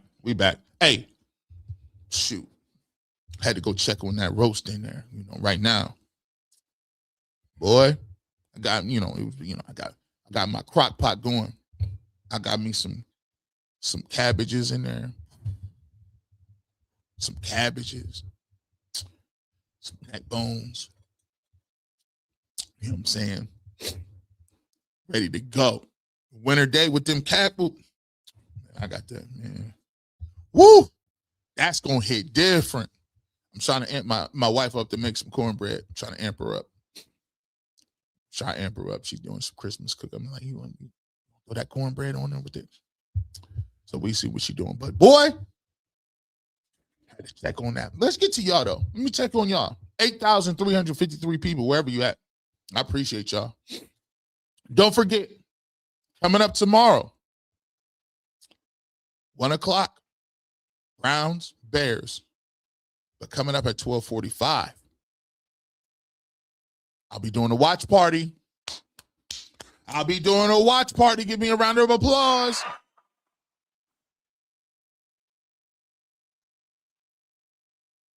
Pull on up, Barbershop, 12:45. We'll be ready to go. We'll be doing the watch party. Pull up with me. Watch the game. We'll be breaking down X's and O's. We had a good time doing it last week.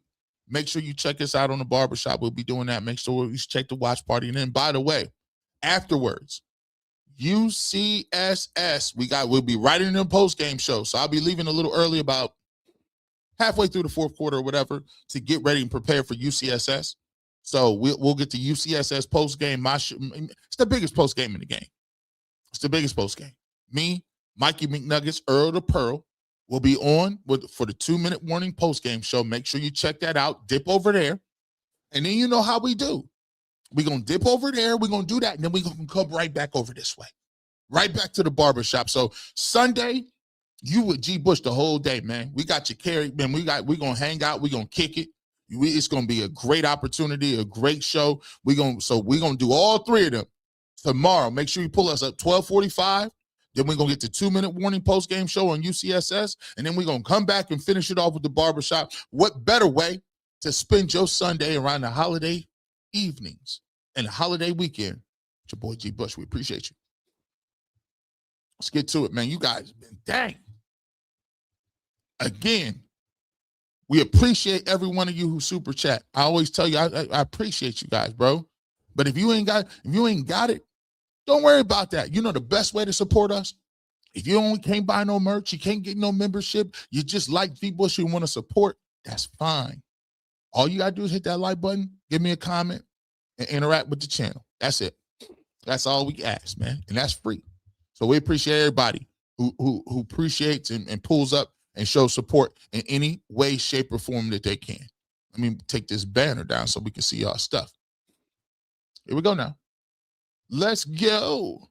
OG Powers 88. G. Bush got that Superman glasses. Who's this ninja?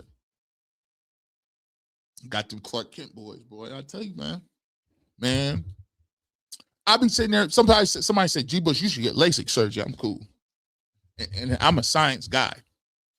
I'm a science guy too. I always be like, yeah, it's a little blurry, but glasses is kind of free. And it's an accessory. I don't know how I feel about nobody lasering my eyes up. I'm cool on that. I'm cool. Let's keep it pushing. J-Mac too fresh. Luke G. Bush is getting dangerous. Double wrist up. It's getting crazy out here. If people were smart, they would just, I don't understand. Like this week got me, J-Mac. This week was crazy. I mean, like, you had people literally, this was the greatest week in the world to find you an off-ramp. I would have found me an exit ramp after I would have seen them 300 yards. Oh, no. Oh, no. I'd have had to turn the car around on that Shedeur Sanders conversation. Oh, no. We cool on that. Yeah, look, Shedeur, hey, look, forget what you heard. Browns might have got them one. They might have got them one. I'd have had to apologize and everything. I be trying to tell people. I still don't understand it, though. I don't get it. Like, why are you doubling and quadrupling down on some of this stuff when it's not that hard? I use Carson Schlesinger all the time. I'm like, who is Carson Schlesinger? Like, why you draft this linebacker nobody heard of in the second round? And then I went to practice and saw him play. I was like, oh, this dude is nice. Like, what inside people's mind and their heart get them to a point where you can't even accept what's obvious in front of your face? I don't never want to get to that point. Like, man, I be praying to God, hey, listen, don't never let me be like that. Don't ever let me get to a point where I done got such an inflated sense of who I am and my opinion and rhetoric that I can't never pivot. I can't never accept and be a person that understands that, oh, this is change. I need to. Don't let me be that guy. Just don't. Yoshidochi. Every lie has a grain of truth. Our job is to take those grains and connect them and find that truth. Believe half of what you see, none of what you hear. Yep. Like Jason said, man, he said, believe half of what you see Half of what you see, none of what you hear, even if it's spat by me. And with that said, I will. That's even with me. I like the fact that there's checks and balances. Also, Darrow, 5089. We said 12 was better than quarterbacks ahead of him in the draft, and the depth chart DG proved both. Now they gaslight us as cultists while defending Kevin Stefanski. Yeah, that's another thing that they tried. It don't work. It don't work. So there's always it's three stages of denial. It's like, okay, you were proven wrong, but instead of saying, you know what, he really played well, and I'm gonna give him credit where credit is due, they give the credit to Kevin, and then at the same time diminish the performance when it comes to Shedeur, so he don't get credit for it, and then call you guys dumb for not saying that Kevin Stefanski gets all the credit. Make it make sense. Like, that's the craziest minimum gymnastics I've ever heard. You talking about, think about this. Kevin Stefanski been here 6 years, right? His offense, he gave that offense playbook up twice. But yet and still, they don't know if Kevin Stefanski is the right person in 6 years. But you telling me you've already seen what you need to see from Shedeur Sanders in 4 games? Make it make sense. It don't. Big J, is Barry taking D. Podesta's spot, and 12 is ranked 22 of all QBs in his 3.5 games? Let me tell you this. I try to tell him. If Andrew Barry picked all these players, right, and they fired D. Podesta, and then Shedeur Sanders turns out to be a franchise quarterback and convinces Jimmy Haslam that he is, there's no way, and you know what, he's getting fired. I'm just let you know that right now. Because basically what he did is not only in finding Shedeur Sanders as a 5th-round quarterback on a rookie deal for free, he also mitigated the Deshaun Watson move in the money that it would take to trade him or cut him. Now you can keep that money on the books, whatever. Deshaun Watson could be a backup. And see, this is what y'all don't be getting. Let me break this down. All them people talk about just get rid of Deshaun Watson. Just get rid of Deshaun Watson. Just get rid of Deshaun Watson. Are you saying that? Or the Browns saying that? Do you got a problem with it? Or the locker room got a problem with it? Is it your insecurities or is it everybody else's? Because let me just give you this. I'll tell you this from fact. Shedeur Sanders and Deshaun Watson got a good relationship. Why you think why you think Shedeur Sanders would care that Deshaun Watson's on the roster? That's your insecurities. Turns out that they got a lot in common.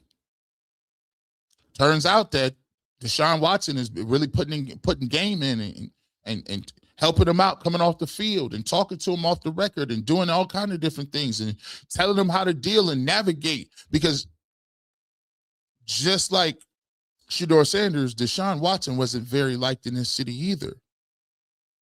See, that's the thing that y'all don't be understanding, is because you might not understand it from a cultural standpoint, but you know, sometimes young black men who are quarterbacks that go through a lot of different things that could be turmoil, they got a lot in common. They speak the same language. Turns out that those people don't have a problem with one another. So you don't need to get rid of Deshaun Watson. He just needs to go. That means you just want him to go. That's you. You talking in your head. Nobody in that locker room is worried about Deshaun Watson at all. None of them. But why you still so consumed by it? You so consumed by it that you want him to cut him and then take a cap hit so you can say, we're done with it. Stop. You guys be missing it. Y'all be missing the whole boat. By the way, Dylan Gabriel ain't better than Deshaun Watson. Does anybody want to argue with that? Who want to argue with that? Any takers on that? And have you thought about it? What if the organization feels that maybe Joe Flacco wasn't bad, maybe Dylan Gabriel wasn't bad, maybe it wasn't even Baker Mayfield, maybe it's Kevin Stefanski. What if they believe he's the problem in his terrible, nasty playbook? What if they just feel that was the issue? I'm just throwing it out there. Saying nothing. But this not debatable. Dylan Gabriel's not better than Deshaun Watson. So you don't need to bring in no veteran. What veteran you need to bring in? You got somebody you paying a boatload of money right there. By the way, if they used the third round asset on Dylan Gabriel, right? In that case, you got 3 quarterbacks on the roster. Why are we even talking quarterback? Dylan Gabriel could be a viable backup in this league. I got 3 quarterbacks. What are we talking quarterback for? Maybe it's just me. You let me know. We can argue it out. Riri lady. Facts. I stopped all the clickbaits about 12. For what? We are paying them to be negative, tell lies. I'm no longer interested. He has proven them wrong. No clicks for me. Only balanced content about 12 I watch. Say that again, Riri lady. Say that again. Y'all, see, you thought, and they rode that train all the way the whole season. They rode the train from the anonymous sources to they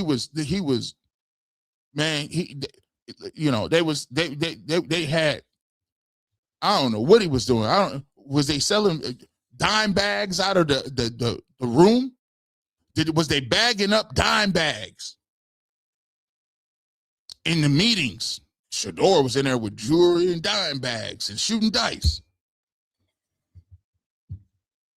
I heard he had a pair of nunchucks on him. He looked like one of them Ninja Turtles. He had 3 nunchucks. What?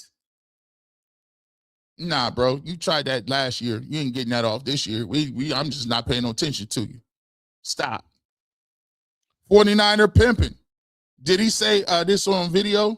I need to see the clip. I'm trying to figure out what he's saying. Oh, Todd McShay? Oh, I got it queued up. We'll show you what he said. I got it queued up. Shout out to them, Kurt. Okay. Thank you, Rose, for letting me know what they was talking about. We'll get them together.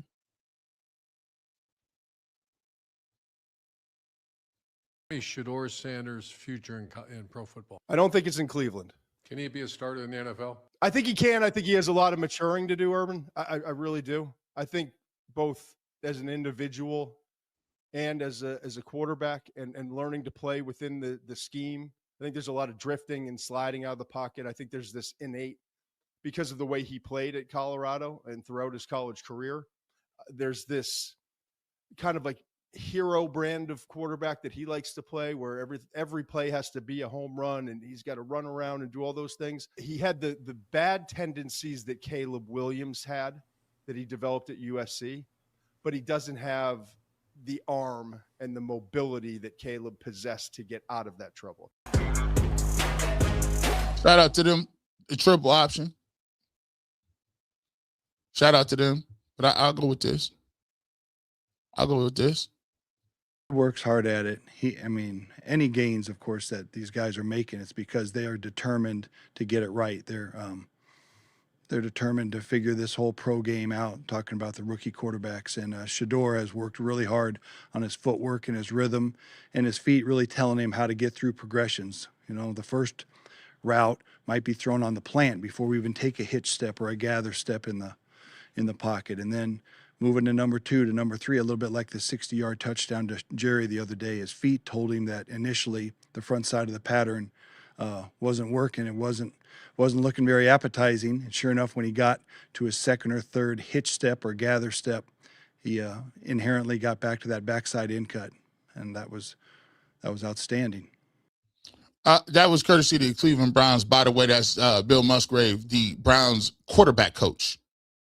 So and he's talking about the play with Jerry Jeudy. So there's a reason you have to show this, so that you can dead action. You're sitting here talking about something that happened at Colorado, which was inaccurate and false.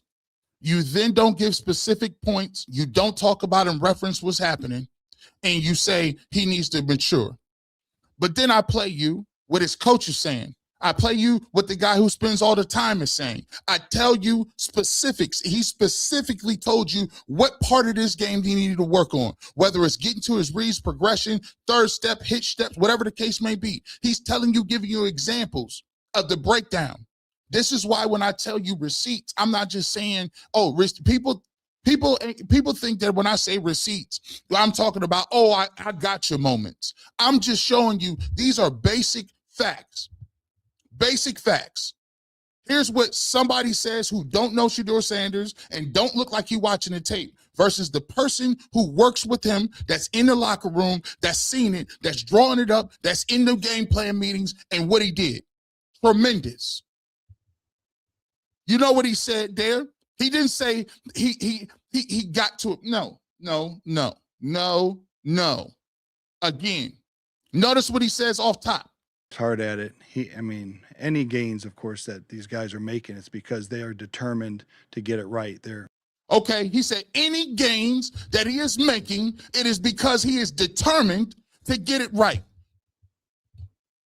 He didn't say because he sat on the sideline and watched Dylan Gabriel. He didn't say because he's meeting with the coach extra. He didn't say because it osmosisly just sunk into him, or he had to be humbled, or we had to drop him down. No, he said what? Can you say it again, Coach? I'm sorry, I'm moving around a lot here.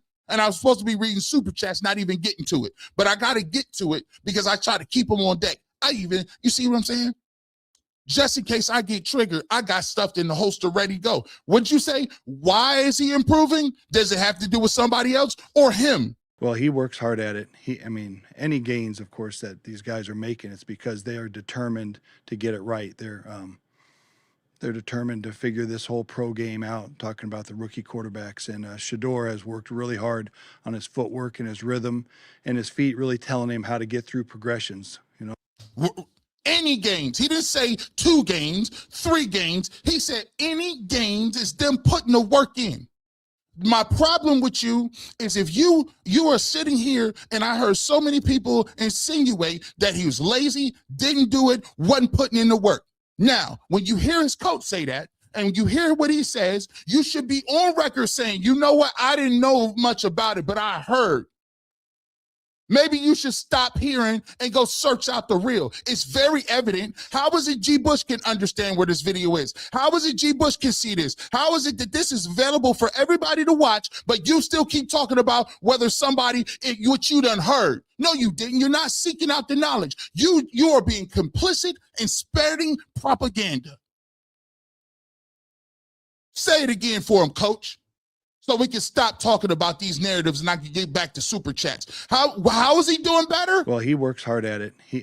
Any gains, of course, that these guys are making, it's because they are determined to get it right. They're determined to figure this whole pro game out, talking about the rookie quarterbacks. And Shedeur has worked really hard on his footwork and his rhythm and his feet, really telling him how to get through progressions. The first route might be thrown on the plant before we even take a hitch step or a gather step in the pocket, and then moving to number 2 to number 3, a little bit like the 60-yard touchdown to Jerry the other day. His feet told him that initially. How many yards was it?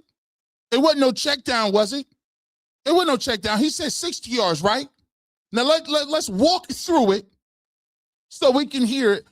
Because we don't want to hear Todd McShay tell us what happened in 2023 at Colorado and the things he's hearing in his maturation. I think I'm going to take it for granted. I'm going to take the word of the dude that's in the trenches with him. Let's continue. I'm sorry, Coach, for stopping you. I'm sorry. To Jerry the other day, his feet told him that initially the front side of the pattern wasn't working. It wasn't looking very appetizing. And sure enough, when he got to his second or third hitch step or gather step, he inherently got back to that backside in cut, and that was outstanding.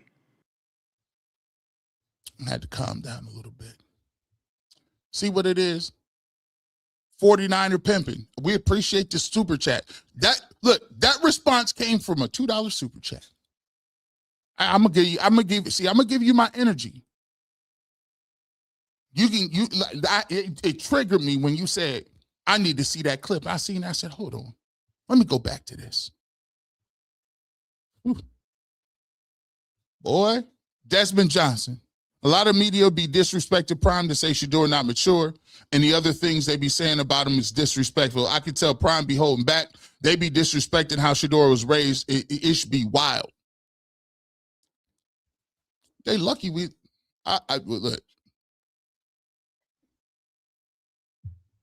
I'll be getting a little Kendrick Lamar-ish a little bit. I'll be getting Kendrick Lamar-ish because I don't feel like I get real defensive about fathers in the black community. I get defensive about it because the first thing that y'all want to say is we ain't got no dads and we be in the streets killing each other and drugs and gang and activity. And you want to talk about the fatherless homes.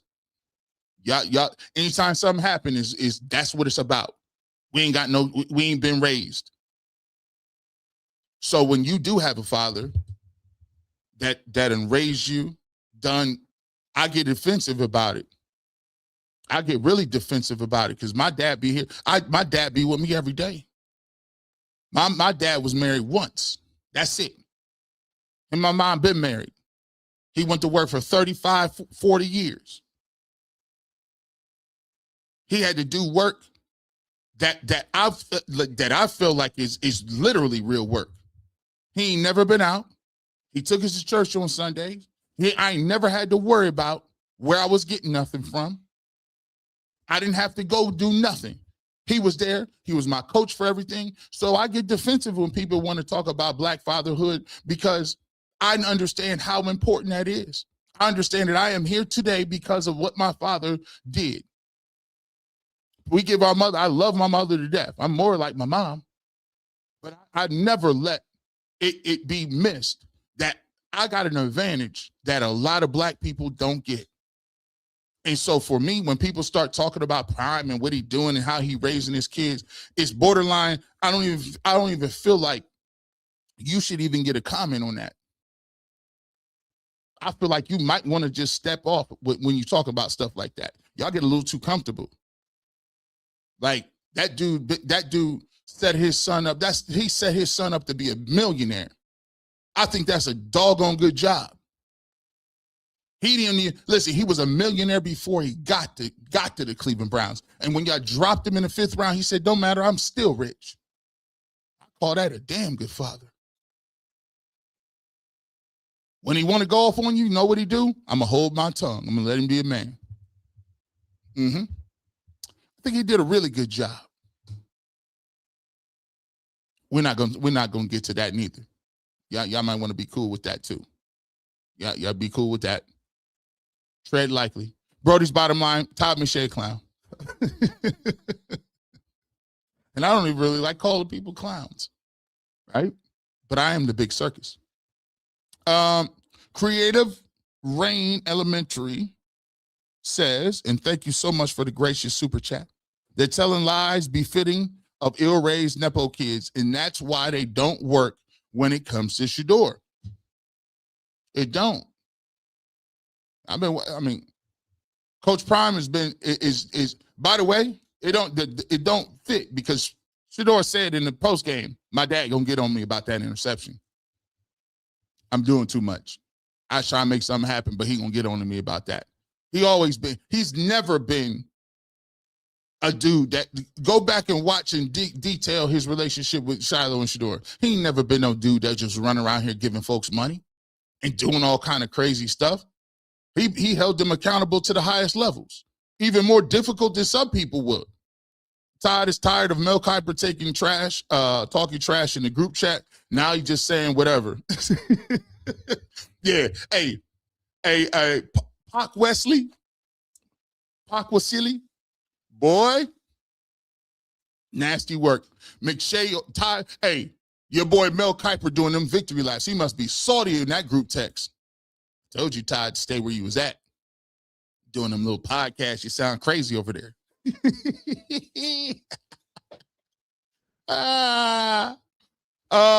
Nathaniel Jenkins, G. Bush, you are a truth teller that makes people the maddest. I'm a Chiefs fan. Mahomes is the GOAT. 12 nephew split screen Sunday. Wrist up, you're the young GOAT. Man, I appreciate you, man. I be trying to tell these truths. I mean, listen, man, I ain't got no time for y'all, man. Y'all be do all that extra stuff, man. We out here. We listen. Y'all be doing too much. Try to get that off.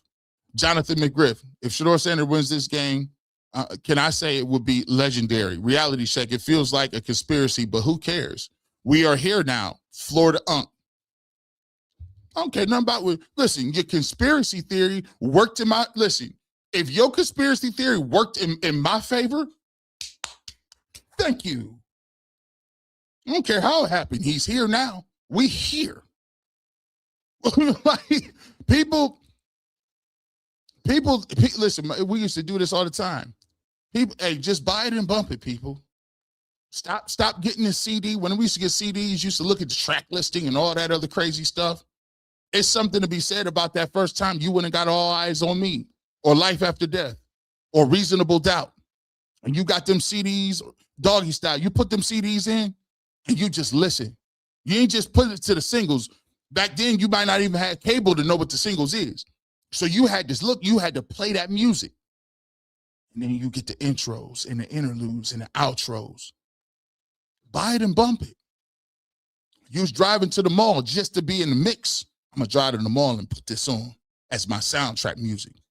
That's why music felt so different back then. It was a soundtrack to your youth, your life. You was listening to them songs on repeat. Buy it and bump it.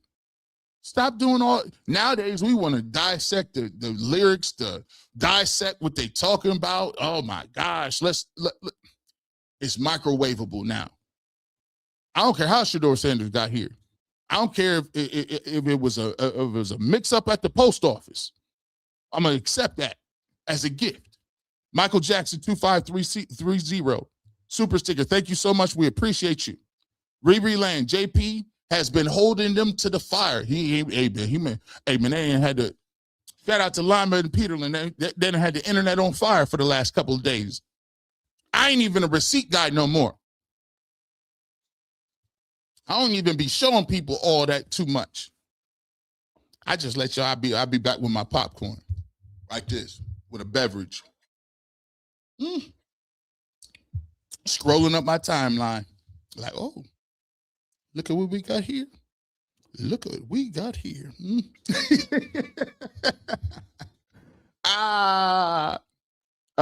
Miss Spencer, Pro. This is why the Browns will always be the Browns. Facts. Stay with the Browns. Mrs. MCWMS. Coach Prime had enough and called Mary Kay a lie. He had it. Listen, hey man, I ain't gotta say it. I'd show you what the Browns said. That's what Coach Musgrave said, right? He said any gains that they have is from them putting in the work. Sometimes I don't got to say it to say it. Patty Lee, 6263. Shedeur did say he could do better play calling. Shedeur was in Kevin Stefanski offense trying to develop and not the other way around. Shedeur was in there going over his play calls. And yeah, y'all, that first 15 script was cool. Second half game plan, Kevin's nasty work. Let me get in here and tell you what you need to be running. Sports Talk GOAT. Bad games we've seen from 12 is when he comes off the bench for the first 2 times in his life. They never mention that when they bring up the Rams or the Baltimore game because they ain't going to do that. Because now it looks like, here's the thing. If you was talking about him running backwards for 6-7 months because of a preseason game and you saw what you saw in a regular season game, you shouldn't bring that up ever again. As a matter of fact, you should be trying to hide the fact that was even your take ever. But you got so arrogant that you feel like you're going to bring the Rams game back and then get mad. Oh, I can't believe people are heckling me. Yeah, they're going to do that. You look crazy right now, dog. You look crazy. V. Wary, became a YouTube member. Thank you so much. Welcome to the family. We appreciate you. Brody's bottom line. G. Bush, the BS started with Shedeur before the draft. Yep. Mendoza front runner for the Heisman with 2,980 yards, 33 touchdowns, 6 picks. But Shedeur had 4,030. Again, I've said this, no disrespect to Mendoza. Like, let me just keep it real. Like, he don't got the numbers Shedeur had. He don't got them. It's not close. But the thing is, what you use to really diminish people is you say, well, that doesn't really matter, it's college. But then take them same college stats for another player with less stats than the person you diminished and say he projects higher to this. What? I thought you didn't like no stats. I thought accuracy didn't matter in college. I thought 4,000 yards wasn't it. I thought Johnny Unitas, that didn't matter. But now you're going to use the Heisman and less stats to say he projects higher to the, okay. After he threw for 360? He threw for 360 in the league. What are you talking about? No other rookie quarterback is thrown for 3. What are you talking about? Matter of fact, Matt Stafford and all the other quarterbacks that played the Titans, because they were terrible. This defense is trash. Titans are terrible. How come ain't nobody else throw for 300? Boy, make it make sense. Make it make sense. R-Mac Dog. G, the Browns' future is clear. Shedeur Sanders, quarterback 1. Deshaun Watson, quarterback 2. Dylan Gabriel, 3. Use the first 2 round picks on the wide receiver and left tackle. Keep Barry and Schwartz. Fire Stefanski. You got the whole thing down. You got the whole thing down. Don't listen. Matter of fact, clap it up for him.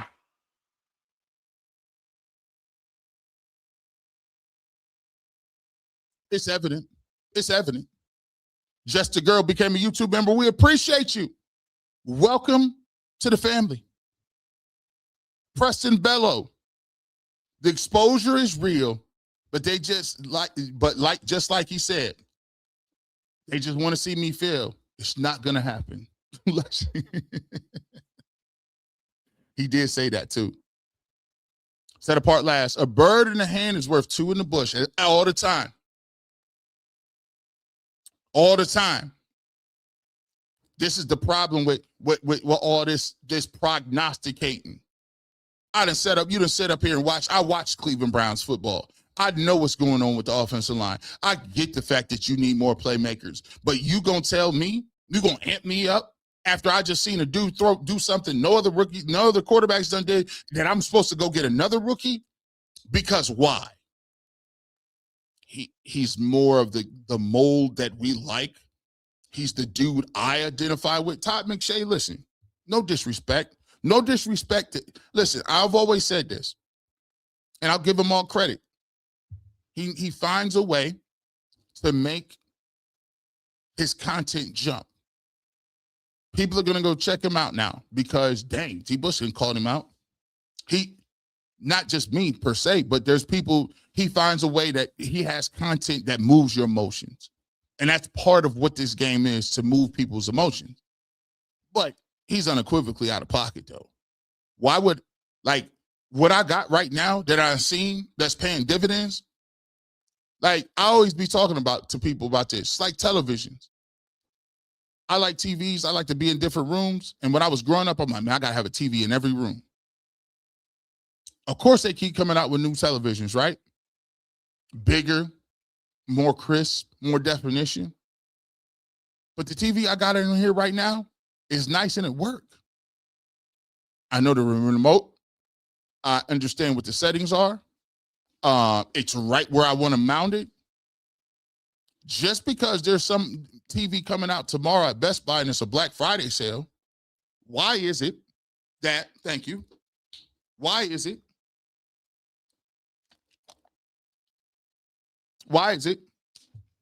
that I'm going to Black Friday sales looking at 90-inch TVs? Because they're affordable. When the one I got right on my wall work right now. I don't have to, so I'm going to have to hire a technician to take that one down, figure out what I'm going to do with it because it still works, and then have them mount the other television that may not fit the wall, the wall dimensions, and put it up For what? Just to say I got a new TV? Nah, bro. And that's TVs. But make it make sense. I got all these TVs and I spend a new 800, 900, 10,000, whatever I spend on a new TV to replace the TV I already got that work. But people come into my house and we sitting on milk cartons and crates. We sitting on nasty furniture. Half the lights in the house is off. They're like, G. Bush, man, you got some nice TVs, but we can't even sit and watch them because you ain't got furniture. Yeah, don't even worry about that, dog. Yeah, this indoor-outdoor furniture. I'm going to get some stuff from the outside, bring that in. You got lawn chairs from the outside sitting in your living room. But you want to sit here and talk about how nice your television is. Who cares if you got a nice television? No one can enjoy it because you don't got furniture. What are you talking about? The Cleveland Browns don't have linemen. They don't have receivers. And they got multiple quarterbacks. Some that get paid more than others like Deshaun Watson. Some that are developmental guys like Dylan Gabriel. Some are other younger quarterbacks that you took with assets. And you sit and trying to tell everybody you smarter because you think that we need new TVs. These people.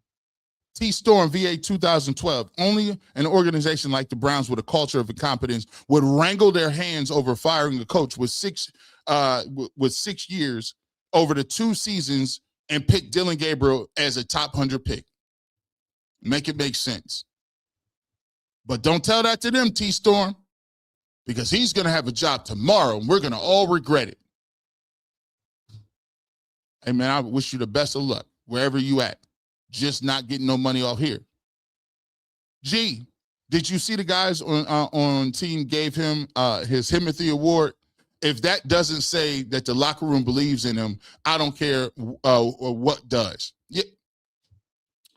He was like, hey, man, they gave him a Himothy trophy and a T-shirt. He said, put it on. You got to put the trophy on. He said, man, what is this, man? That again, I told you the team picks the quarterback, not draft analysts. You think them folks in that locker room ain't buying into what he talking about? Come on now. Rodney Dinkins became a YouTube member. We appreciate you, man. Welcome to the family. Welcome to it, man. Negus Freeman. It's called racism, G. Bush. It's supposed to be an invisible empire per their doctrine. Different day, same tactics. It's old as the flag and apple pie. You know, that's why I believe half the time when you start talking about topics, I realized that people didn't like certain things when I said, man, you know, it's crazy. Me, Earl, and Tyvus did a show. And we talked about how the quarterback room was all black. Like, it's the first time a quarterback room, I couldn't remember. It's a couple years ago. And people actually had the nerve to get mad. Like, we had inconvenienced them. The fact that we brought that up inconvenienced. I was like, boy, y'all got to realize something. We are not in the 1960s. And I don't care how offended you are about what I just told you. How you going to be offended? That's the craziest part about me that I be getting. My wife is of a completely different culture. I can sit here and hear her talk about the difference between how she done grew up and the way she was raised in different cultures all day. And I can find it interesting. I don't understand how we got to a point where somebody speaking about their own culture is offensive to other people. The fact that you're acknowledging, hey, I'm black, I have a different existence, I came from a different place, we have a different set of culture and norms, and we do, like, that's what life is about. When did that become a bad thing? When did that become burdening to you? Hey, listen, she can tell me all she wants to about life and her culture. And I would think it was interesting and being like, wow, I got a chance to get to know you as a person better. But me bringing up the fact that I listened to a certain music, I came up and grew up this way, it's a burden. Shut up. We don't care. I don't care. Like I tell people all the time, the barbershop ain't for everybody. It's just not. It's not for everybody.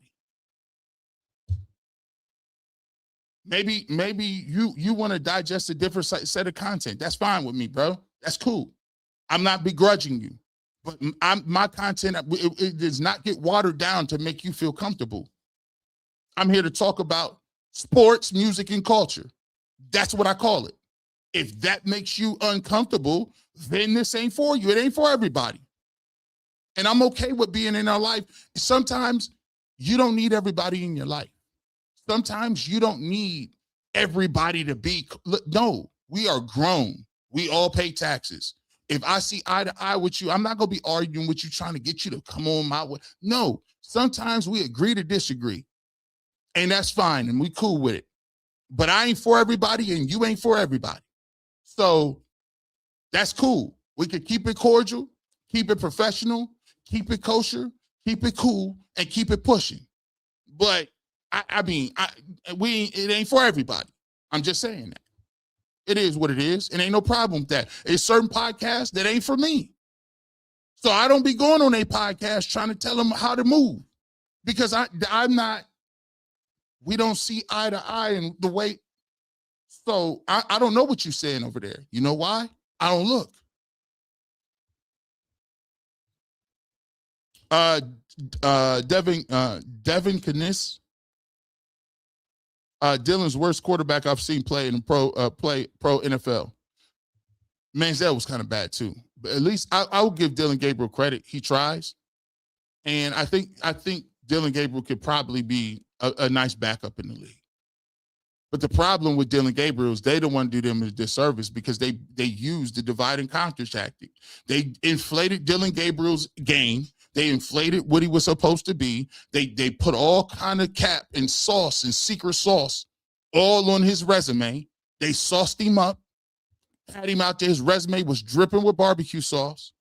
And then when we saw what it was, we like, well, this ain't it.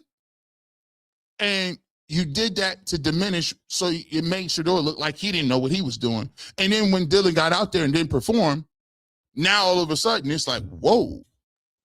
Now the natural progression is people want to go extra hard at Dylan because you told us he was the supercomputer. Ms. Bell, if Shedeur isn't good, why are coaches prepping for him? They know what it is. See, that's the thing about narratives. Narratives, that's just for people in this sphere. We already know. That's why, Ms. Bell, hey, I just keep stuff on deck. I just keep little tidbits. This is the super chats. I just keep stuff on deck.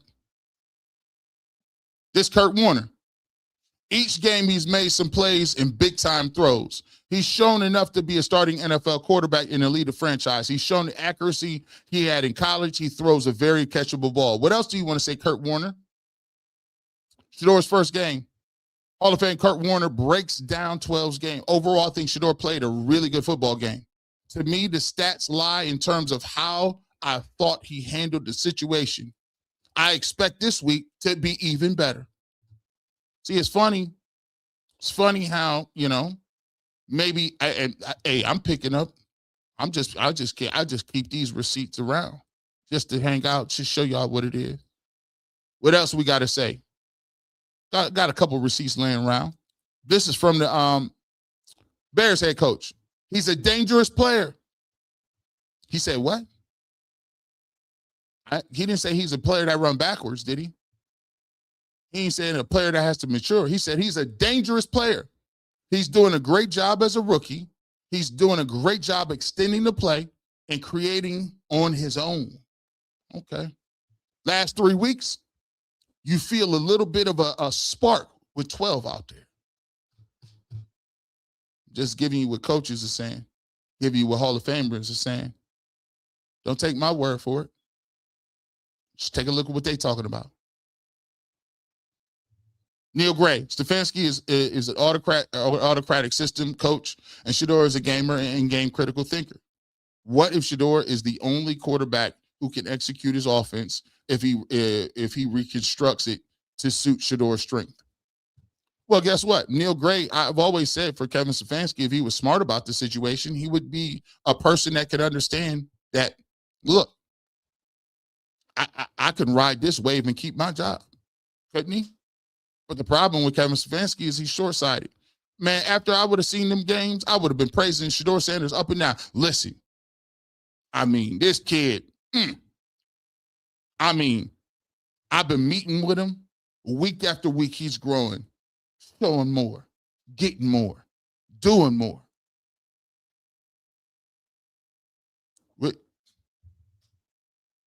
Come on now. Come on now. He could help you out, but you keep trying to act like it don't exist.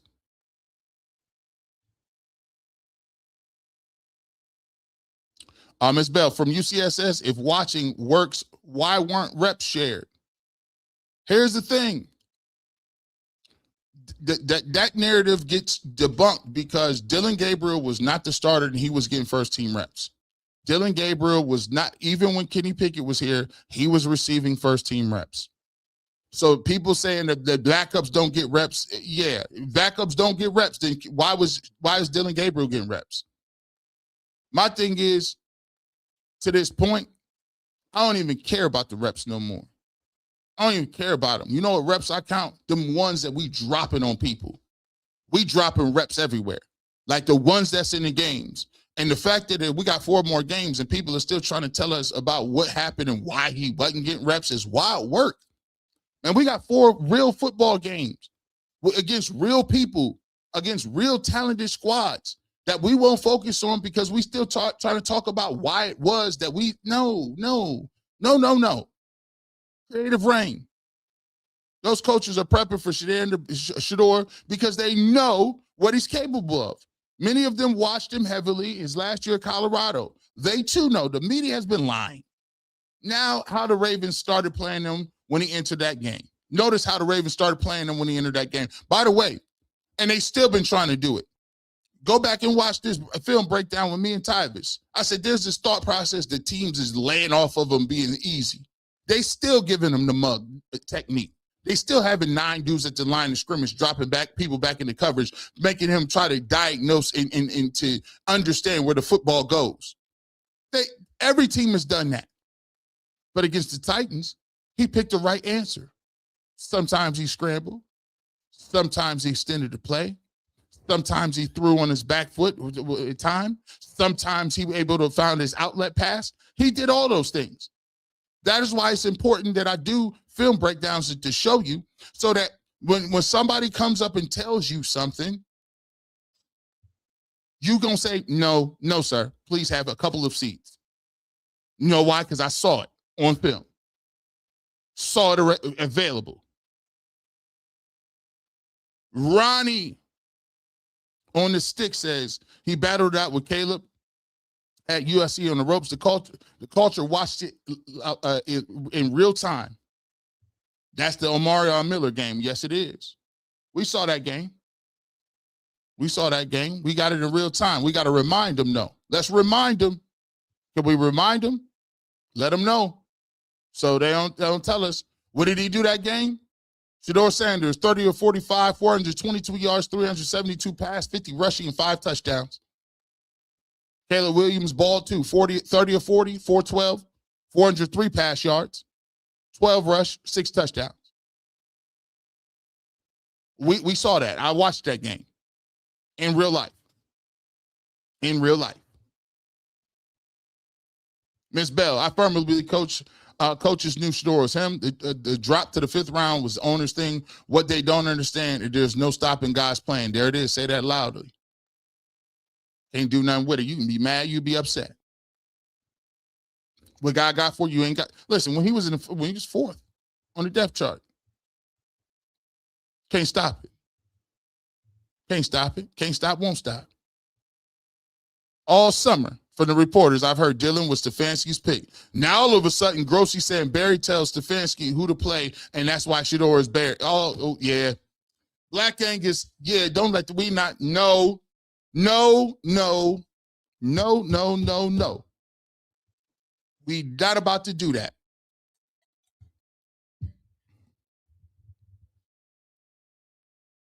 We not about to do that. I done heard people say now the Dillon pick is on the whole organization. No, it is not. It has been by one person. Kevin Stefanski, that was his hand-picked guy. And by the way, Kevin, he said if he passed concussion protocol after the game against the Ravens, he said if Dillon passed concussion protocol, he was the starting quarterback. Did he not say that? Maybe that was Andrew Berry that stop. They be trying to do that. Hey, G, this is wild work, R. MacDog says. Why doesn't the press ask Dillon about being benched, his relationship with Stefanski, and about the future with the Browns? If Sanders got benched, it would be breaking news. You know why they don't do that, R. MacDog, is because everything that they did with Dillon was a slanting angle with Shedeur. You got to have a trope of a yin and a yang. So they build up Dillon, and it was unfair that they did that. Actually, to be truthful, people say I feel sorry for it. I don't feel sorry. This is the NFL. It is what it is. You know what I'm saying? He's a professional athlete. He's going to get a chance to continue to be a professional athlete and live out his dream. It is what it is. I don't feel, it's not like I'm like, poor woe is me. There's people with real life problems. But I do think they set him up unfairly because they set him up to use him as a foil to get some sort of dig or drum up the effect of Shedeur Sanders wasn't ready to play. And so my thing is, listen, if you keep saying for 6 weeks that he wasn't ready, he's not ready, and then the thing that you really can't get over is this. Multiple people went on, and this was the most egregious part. Multiple people talked about how not only was he not ready, and the Browns had Dillon Gabriel rated higher, and he moved to a 5th-round pick. You said that when he got into the game, it would be considerably worse than the performance Dillon was putting up. When that happens and you put up that level of yards, I don't know if you people understand, people are going to be on you. They're not going to forget you said that in 2 days or a week. You said that. Stand on it. Or just hide until the season over and then we could. But I'm just saying, come on now.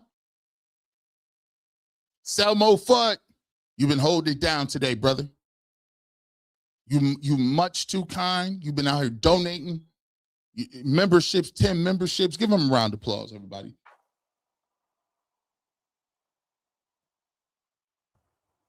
Give him a round of applause. He's been doing this thing. Shedeur don't care what they say. He good in the land, and he doing it his way.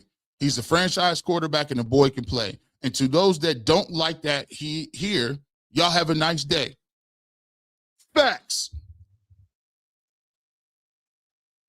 Facts. The auditioning is over. The auditioning is over. We are no longer auditioning for you guys to come in here and talk about what you think and why he has to prove. Listen, in your little old mind, in your basement, wherever you at, if you believe that he's not a franchise quarterback, have a nice day. We no longer are auditioning for your support. We cool. We cool with what we saw. We just want to continue to move forward as if you didn't say anything. That's the energy we need. Oh my God, G, you got to speak on it. So now Dillon was Barry's pick. You see how they be moving? All of a sudden, it was just how all of a sudden it was. Andrew Berry only wanted Deshaun Watson. I think Andrew Berry was the first. Who told you that? Who told? Hide, Festive. Guaranteed the 3 co-hosts on Ultimate Browns got a group chat without you in on it. I don't know how you deal with that. You be cooking them. Hey man, listen. Actually, be truthful. I don't even ever really think about it. I think I got a really good relationship with all the people that is in the industry everywhere. Now, obviously, you're not going to agree with everybody, but I don't have no ill will to nobody. Like I think what makes UCSS cool is the fact that it's not phony. Like, I go in there and we go in there and argue. Bull and Jay just argued the whole show yesterday, and it was hilarious. I was sitting there with my popcorn. But everybody's not going to agree with what you got to say, and I'm okay with that. Yeah, you got to think about it, man. I came up in a battle rap culture in hip hop where everything is competitive. You know, Jay-Z is competitive with Big, and Big is competitive with Big Pun, and Pun think he the best. Like, to be a rapper, you got to think you the best. You know what I'm saying? So I'm cool with it. Like, in battle rap, you can say the most crazy, heinous things to people, right? Using angles. You talk about people's moms, all that good stuff, right? But after the battle, they dap it up, and you know what I'm saying, it is what it is. They keep it on. They keep it out of the streets. They keep it on stage. They keep it as art. So for me, it's very difficult for anybody that I see to ever get on my nerves to a point where I'm like, okay, stand that person. I'm like, bro, this is easy work. This is light work. This is entertainment. I always tell people like this.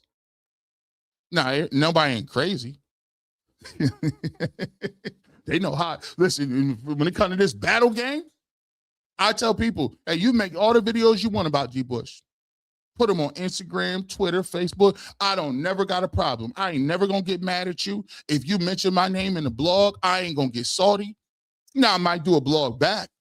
Nobody wants to be put on one of them Summer Jam screens.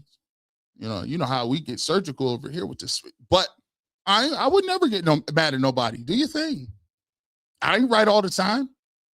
I welcome people to push back against what I say or how I'm moving, right? I would be excited. Oh, that's the energy. I'm like Goku when he see a strong dude. Oh, man, you're really strong. Yeah, I'd be like, bro, that's Beerus. Is there anyone stronger than Beerus? Yeah, Zeno. Yeah, let's spar. You like, Goku, you need to stop this. You be leaving home half your life running around fighting strong dudes, bro. This dude can kill you today. You're like, no, don't worry about it. He's really strong. I want to test my limits. Come on, Goku, you're doing too much. But look, I would get excited. Like, yo, okay. About time you stood up for yourself. That's crazy. B. Moore's mad.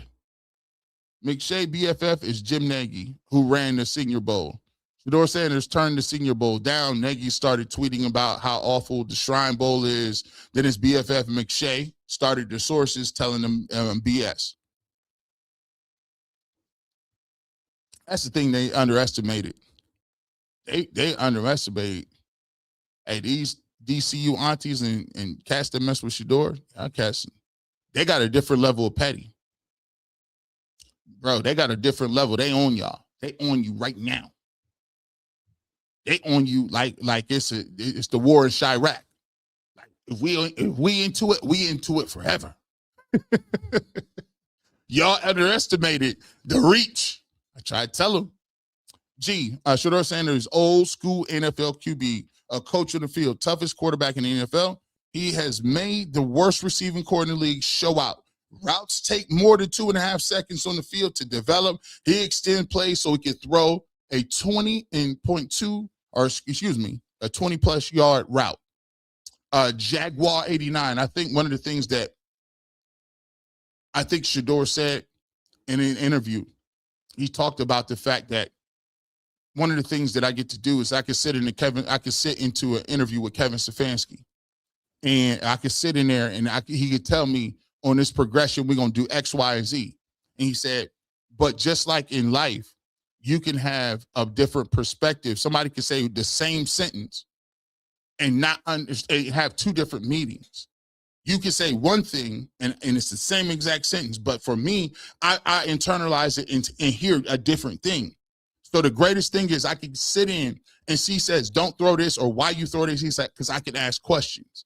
So now I can completely understand the vision of what the play is and how I can maximize and how I can use my skills in order to maximize that play. And I thought that was a great way of explaining it, because as a play caller, as a coach, as a head coach or whatever, you have to have the ability to understand the language. That's why it's important that I want to be a lifelong learner. I want to be a student of life in general. I don't want to be ignorant. I want to be able to be around as many cultures, as many group of people as I can, and understand how to effectively communicate and move. And a lot of people, like, when you sit here and you talk about why it is that quarterbacks, he needs to be more traditional. He needs to, listen, let me tell you something. You know, my job as a coach is to get the most out of the player, to get the most and put him in the best position. Why would I have a line? Why would I have a long sentence, XY jet 36 stream banana boat U 65-8604 on 3? Why would I do that long when I'm going to have that long verbiage? He's going to have to remember it. Then he's going to have to go to the huddle and repeat it. And it's a clock going down. Now I want him to say all that, get to the line of scrimmage, and I might ask him to change the protection scheme. I might have him audible or go to a completely different play. All that time and energy, effort that I had with this verbiage and you yelling and screaming and talking and doing all that other stuff, I could have had him be at the line of scrimmage trying to figure out what's the best play we get into. All that can be deduced down to orange. I'll call it whatever you want to. Orange on 2. As long as we all know what orange on 2 play is and what route and protection scheme, we good. All that X, Jet, Y, 32 gap, stream, rocket, Lou. No. What are we doing here, people? What are we doing? Jalen Bias just got off the night shift. You know I had to stop by the barbershop before bed. Shout out to all my third. I respect the heck out of you. All you third shifters, all you midnight dudes. I mess with y'all heavy. I ain't telling y'all, listen, like when I say that I had jobs, I used to work the night out at a Fairfield Inn in Akron. Did it for 2.5 years, man. Like I used to work third shift in the summer at a steel factory, making lockers for like cabinet lockers and things for schools. It's 110 degrees in here with that steel blazing. Shout out to them third stringers, man, dudes out there that, you know what I'm saying, when you get off, what you know about it, he got to stay up a little bit just to make sure he feel like he got a regular day ahead of him. You can't go right to sleep. But shoot, I had a regular job like 2 days ago, man. I appreciate y'all, man. I know what that is, man. Keep grinding. Martin Jackson. I like Mendoza, but I really like Ryan Leaf too. Cleveland take him number 1 and see what happens. Kevin Stefanski get credit for this, but not for the Baltimore game. That's crazy. It's always funny how anything negative, it ain't Kevin's fault. They've been setting this up for years. When quarterbacks don't perform, it was Baker's maturity. It was Deshaun Watson fell off. But he don't get no blame for nothing. He get coach of the year, and then everybody else get fired. How you get coach of the year and you get credit for 11? How does your offensive coordinator get fired when you get credit for 5 quarterbacks and you went to the playoffs with 5 different quarterbacks? But in that same year, when you won that award and went to the playoffs, your offensive coordinator who coordinates the offense and is the quarterback coach gets fired? Come on. Make it make sense. What makes me mad, G, is that can Shedeur Sanders be a franchise quarterback, not in Cleveland? Take nasty work. It's like these media folks want Cleveland. They do. Let me just give y'all a heads up. You think they watch the Browns?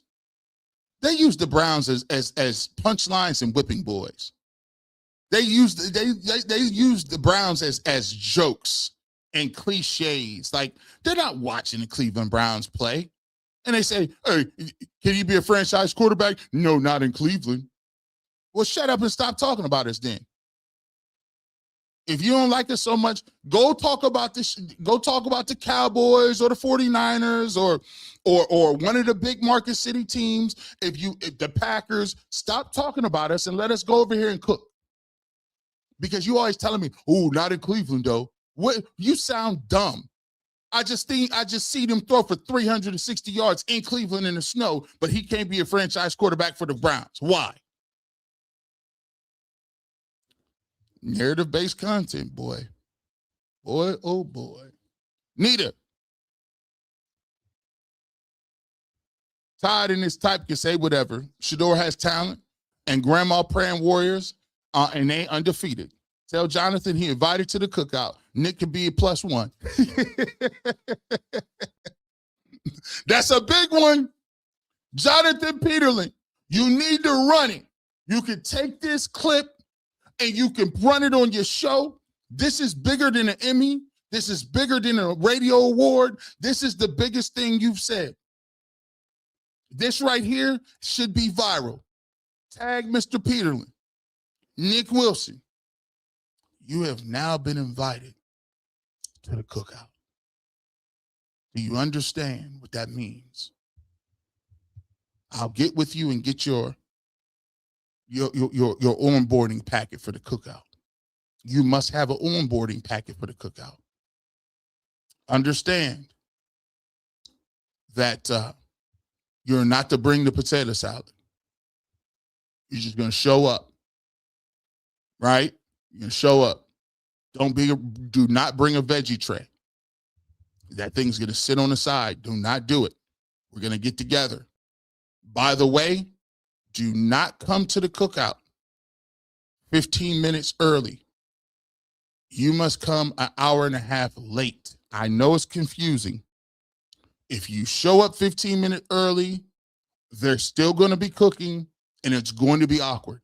You're going to have to be in there with the aunties and the uncles talking for a whole hour and a half while everyone's not there.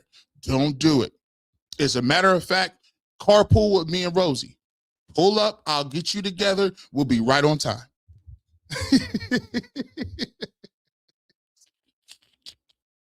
They're going to run that. Put that on 92.3 The Fan. You are welcome. You are at the cookout. But you got to run. There's no tag-alongs.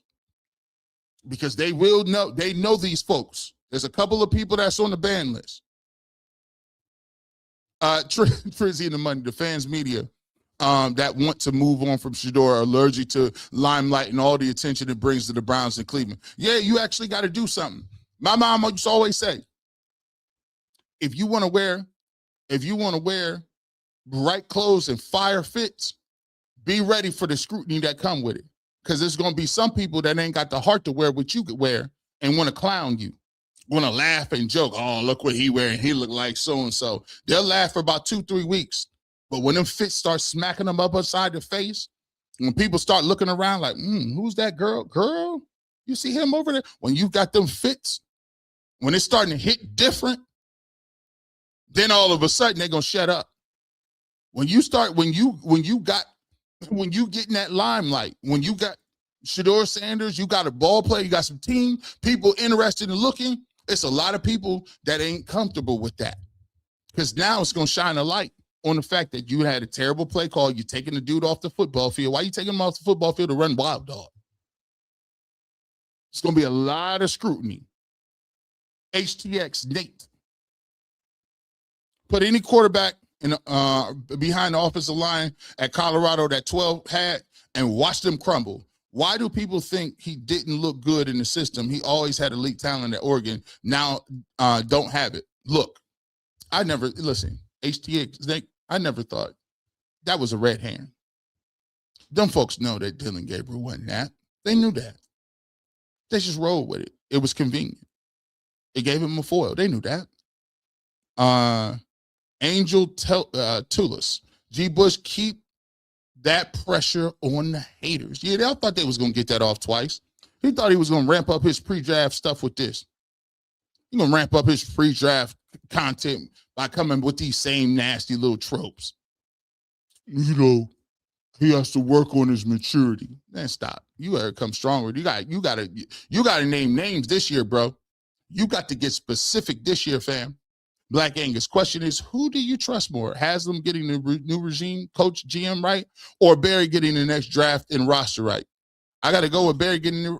If Andrew Barry picked Shedeur Sanders and he already got Quinshawn Judkins, who's going to get 1,000 yards, he already got Schlesinger, who's going to be a defensive rookie of the year. He already got Harold Fanning Jr., who already broke the rookie tight end record mark. He's the leading receiver in the third round. Come on now. Of course. Felton McWhorter, thank you so much for becoming a member. Welcome to the family. 10,919 people, wherever you are. Hit the like button. We appreciate you. We appreciate you. Florida Volts. Mendoza sacked 75 times in college. I haven't seen it be mentioned once, and how that would be an issue in the NFL because it don't fit the narrative. Doesn't fit the narrative. Because if you mention that, you would have to stop mentioning the fact that that's a bad personality trait perceived for Shedeur Sanders. You can't do that. Kamal, the quiet warrior. Shedeur is Mahomes level at the podium. Impeccable. Always keeps it real, never back down. True team player, coach supporter, all in, embrace the Midwest small market city. From a Chiefs fan, I mess with you, G. Bush. I appreciate you, my guy out there. If he's anywhere near Mahomes, and what Mahomes then did to the Kansas City Chiefs, we got us something. If he's half of that, we cooking. Stay tuned, G. Bush. I didn't get the link hey, can we get that?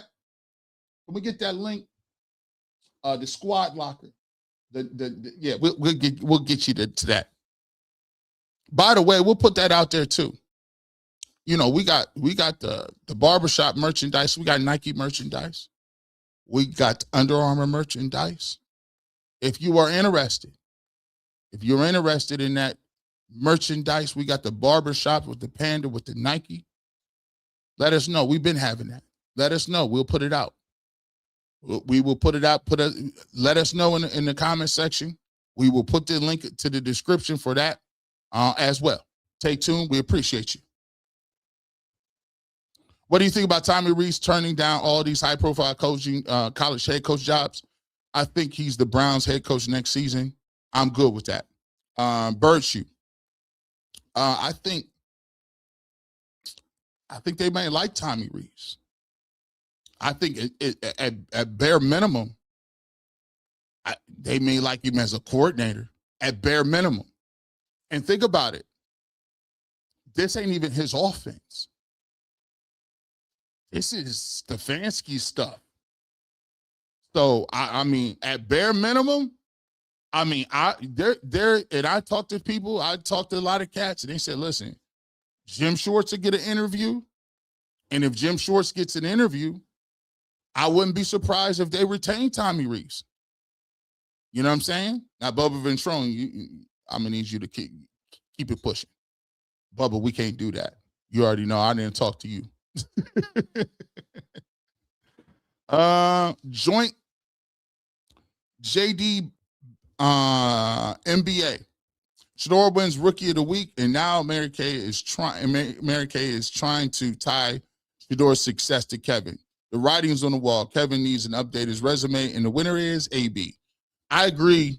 It's a little too late, like for them to try to attach that. Because he's still doing stuff like not trusting Shedeur Sanders with the most important game of the season. You putting Quinshawn Judkins on the wild dog when this man threw for 360 yards. That shows that you don't have trust in what he can do on the goal line. It's crazy. Creative Rain Elementary.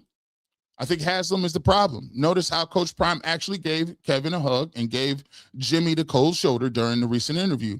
I think Kevin is doing Jimmy's bidding and will take the fall for it. Nah, I don't agree with that. I think Jimmy Haslam is the reason they drafted Shedeur Sanders.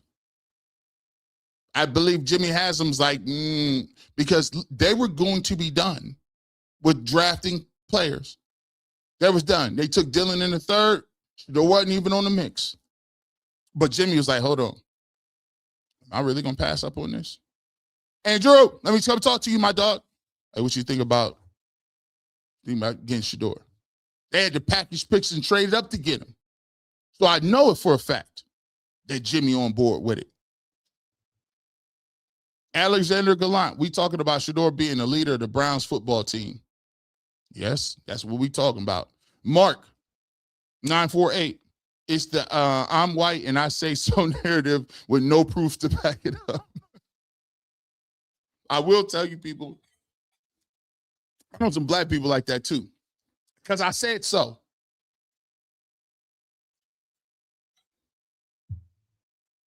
I'm the guy.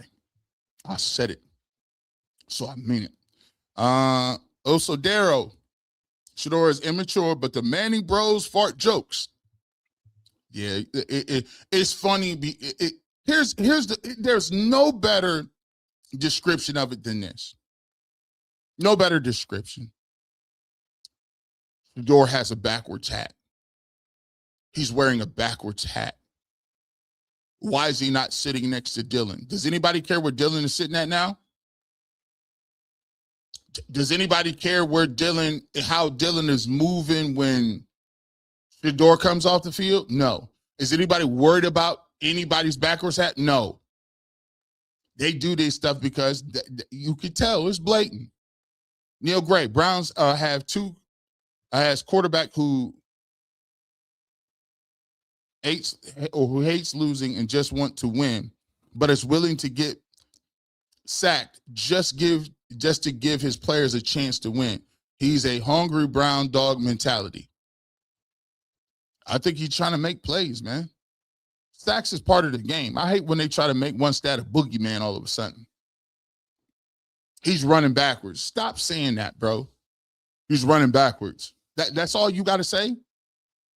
What about him throwing the ball forward? What about the check downs?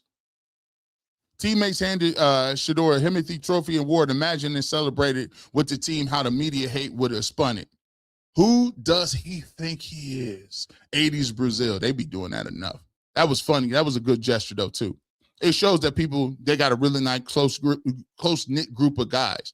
And even he talks about how all the rookies are very close to each other. Nasir Amaru. Not going to be easy in Chicago, but all the Browns' energy and terrible weather, but Shedeur is him. It's an uphill battle. Actually, I'm going to just tell you, I don't got the Browns winning this game. It's an uphill battle.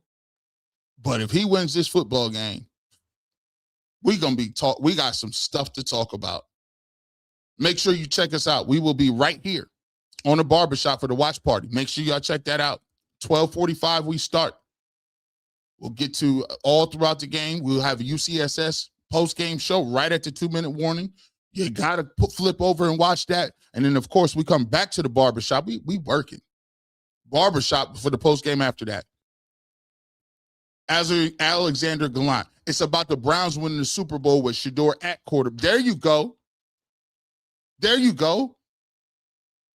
That's what we trying to get. We don't want citizenships awards.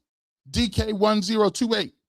This Browns situation, like when Sister Mary Clarence tried to bring some life to the St. Catherine's convent. Can we rock this place? If you know, hey, listen. When they won, who won? Sister Mary Clarence. Oh my. That woman, I said, what you think was going to happen? She came she had Lauryn Hill. You going to win anything if you got prime Lauryn Hill. I'm like, think about it. We got a young Lauryn Hill. Pre-Fuji's Lauryn Hill. And you talking about, do we need to go get another lead singer? We got Miss Educational Lauryn Hill on the roster. And you talking about we want to sing from the regular hymns. Girl, this is why I love this channel. If you know, you know. Got Lauryn Hill talking about what's going on. And then speaking, the media acting like the killer in the Columbo episode who thought he got away with it and are so annoyed when Columbo keeps popping up with the questions. Yeah, and they be mad as heck. They get so mad they got to tell on themselves. So what, you're right. So what, you're right. But I had every right to do what I did. You don't know what I've been through. You'd be like, man, Columbo got you telling yourself again? Do you remember you said the locker room choose him if he's the one? Look like they just did with the Hemi Award. You can't make this stuff up, people. You can't. He got the Hemothy Award. The locker room choose. You don't choose. I'm just letting you know how it works. The people choose who to champ. They chose. I'm sorry. The people chose.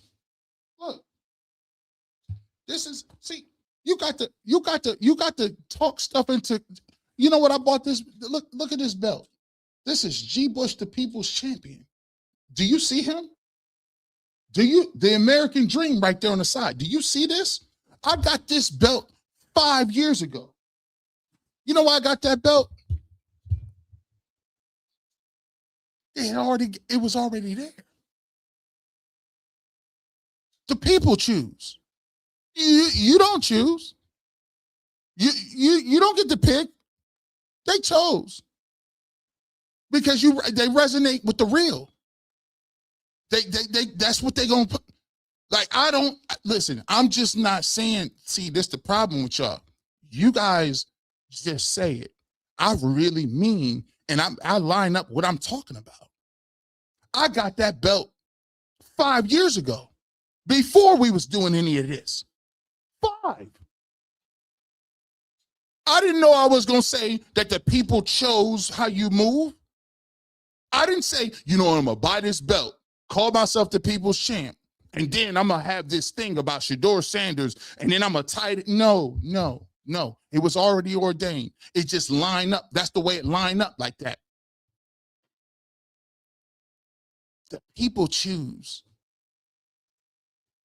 You know, they laughed. They said, this dude, I took it to a tailgate. I used to do a Browns tailgate with Jonathan Peterlin. I took the belt out there, was out in the city. I said, G. Bush, you crazy. They're laughing. Who this dude with this belt? Until people start taking pictures being with the belt. They say, he might got something here. The people choose, not you. They still don't know. There's 11,000 people in here, 11,000, 12. Listen, it ain't a football game. We ain't doing nothing. We just sitting here talking and having a conversation on the front porch, drinking lemonade. Ain't no game happen. The game ain't, this is a Saturday morning, and it's 11,000 people in here. I still can't figure it out. I don't know why. Because the people chose. It's not up for you to figure out. Let's keep it pushing. Selma what? Gifted 10 membership. We appreciate Selma. We got to drop it. We dropped that again. Shout out to my man. Nita. Himothy for the third start. The play on the field is speaking loudly. People don't understand. Himothy is a very high ranking. Like, Himothy is like crazy. Let me just tell y'all, in the black community, like, he goes Himothy. Himothy's like, that's like second. I ain't even gonna say what the top name is. We ain't gonna get that. It's too close to Sunday. Jesus got the top name. That's the, like, that, just put that out of the thing. Like, that's out of the mix. But it's the third week. He threw for 300 this weekend, and a lot of people gonna get fired, not even talking about Kevin. The teams that passed on him, Brody's bottom line. Hey, if look, let me tell you something. Let me tell you something right now. He threw for 300 this week. people got to turn in their key fob. He threw for 300. He turn in that key fob, bro. Turn in them key fobs, bro. And we're gonna walk. We gonna.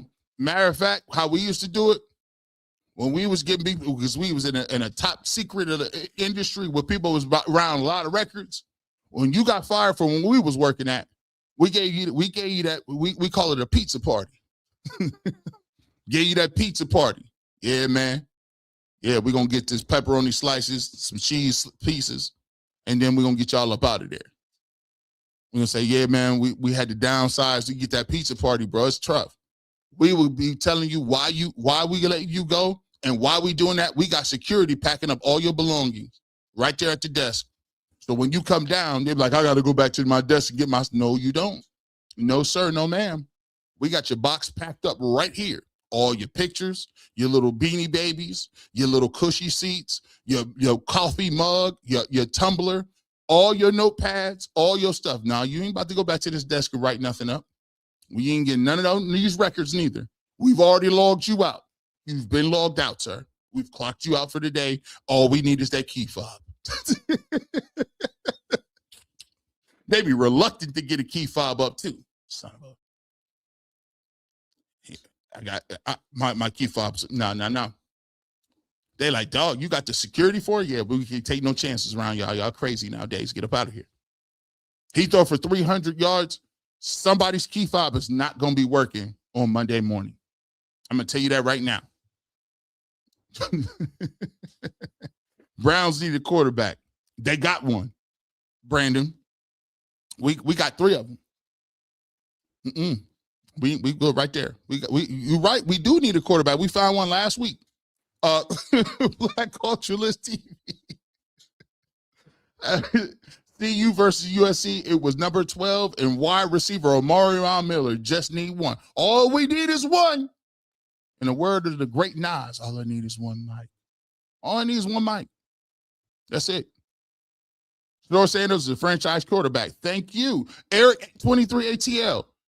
Thank you for submitting your resume and your nomination for quarterback 1. We here at the committee in the Barbershop church community on Wednesday nights youth group, thus giving us power, will ratify that nomination and ask Shedeur Sanders to be quarterback 1. There you go. Joint JD MBA. AB telling Shedeur Sanders that it's time to learn Mandarin is the same as Alonzo telling Jake, this is chess, it ain't checkers. That has nothing to do with the playbook. You know what I'm saying? You know, Detective Hoyt, you know what I'm saying? Listen, Jake, you got that eye. You got the eye.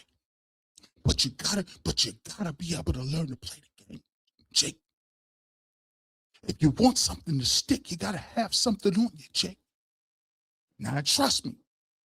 I know what they told you in there, but in there ain't here. In there ain't here. You stick with me.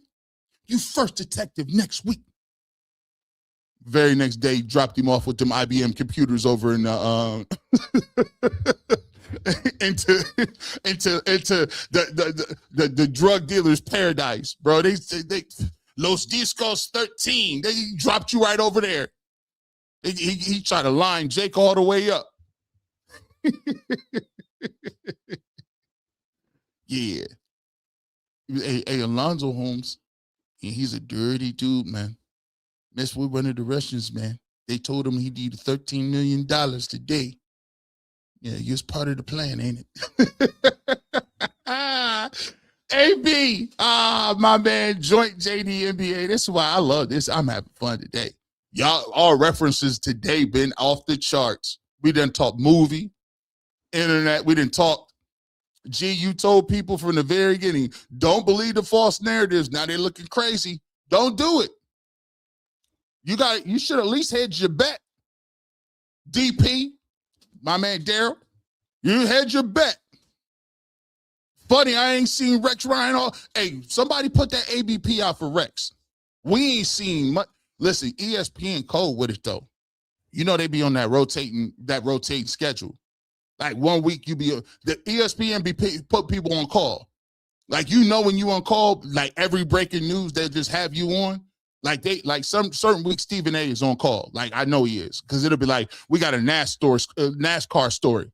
It's a pile up after on lap number 235. Stephen A. Smith, what are your thoughts on it? Yeah, man, it was a travesty. You're like, Stephen A. is doing NASCAR? We ain't seen Rex Ryan. He ain't been on the work list. He ain't been on the holiday list. So holiday hours get cut, bro. I'm like, Rex, where you at? We ain't seen you. They got NFL Live. They got a lot of different things. They doing draft. Where you been at, Rex? We ain't seen you on Get Up. Davy Davis. I see Shedeur is willing to throw the ball away now to keep from getting a sack, but bad for his personal stats, but good team first attitude. Yep. And guess what? And the people that move goalposts, watch how devious this is. At first, it was him running backwards and understanding that he needs to throw the ball away and not take sacks. Now that he doesn't take sacks and he's throwing the ball away and understanding what he needs to do to continue to put the team first, it's his completion percentage isn't good. Don't you see his completion percentage? He's one of the worst quarterbacks completion percent. But then you just say, see, does Shedeur really have a chance with the backups? Bro, I got the Browns losing this game. Let me tell you that right now. I got the Browns losing this football game. And the reason I feel like they're losing this football jab, I look, right here. This is the people that's out. Just so y'all know. Denzel Ward, David Njoku, Dylan Sampson, Jack Conklin, Wyatt Teller, Aiden Huntington, and quarterback Deshaun Watson. Questionable: Joe Batonio, Cedric Tillman, Malachi Corley, Zach Zenner, and Mason Graham. That's your whole doggone offensive line, multiple dudes on defense. I mean, the Bears is 9-4, and they playing on the road, and it's going to be cold. So, for me, I'm not about to sit here and act like if they lose this football game, it's his fault or what you got to do. I'm interested in seeing what type of energy he put into it. But let me just tell you something, though. If he comes out in here and he cooks with all them people, I'm telling you, turn your key fobs in. I'm telling you right now.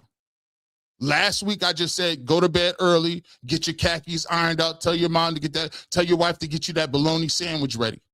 This week, get that key fob ready. You might have to turn in your credentials for this one if he balls this week.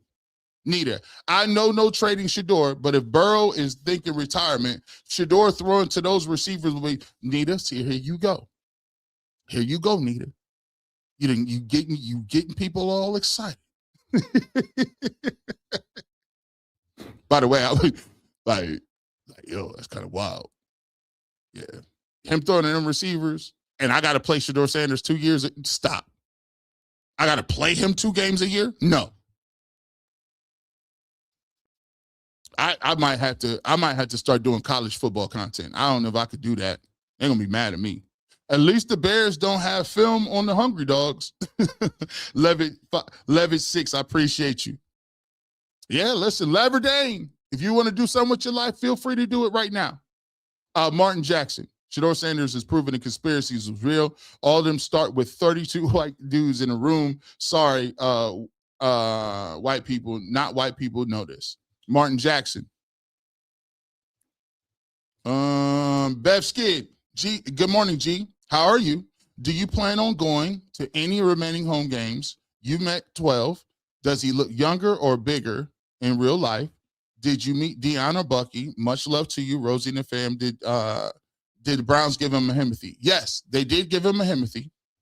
Do I plan on going to any remaining Browns games? No. It is cold outside. I will be watching in the comfort of my own home. I did a whole skit with me, Tyvis and Dustin about how former players hate going to football games, especially when it's cold. Have I met 12? I've never met him personally. I did see him at practice when I went in the summer. Does he look younger or bigger in real life? He was kind of far away, but you know, he's like, I'm a pretty big person. So a lot of people don't be recognized. Like I'm like 6'5", 200 and like about 280. I'm about 280. I think I might be in the 70s now. I've been losing weight. So I'm about 6'5", about 270, 279, 280. So when people see me, they be like, you look small as heck on TV, but I didn't know that was you until I heard you talk because you big.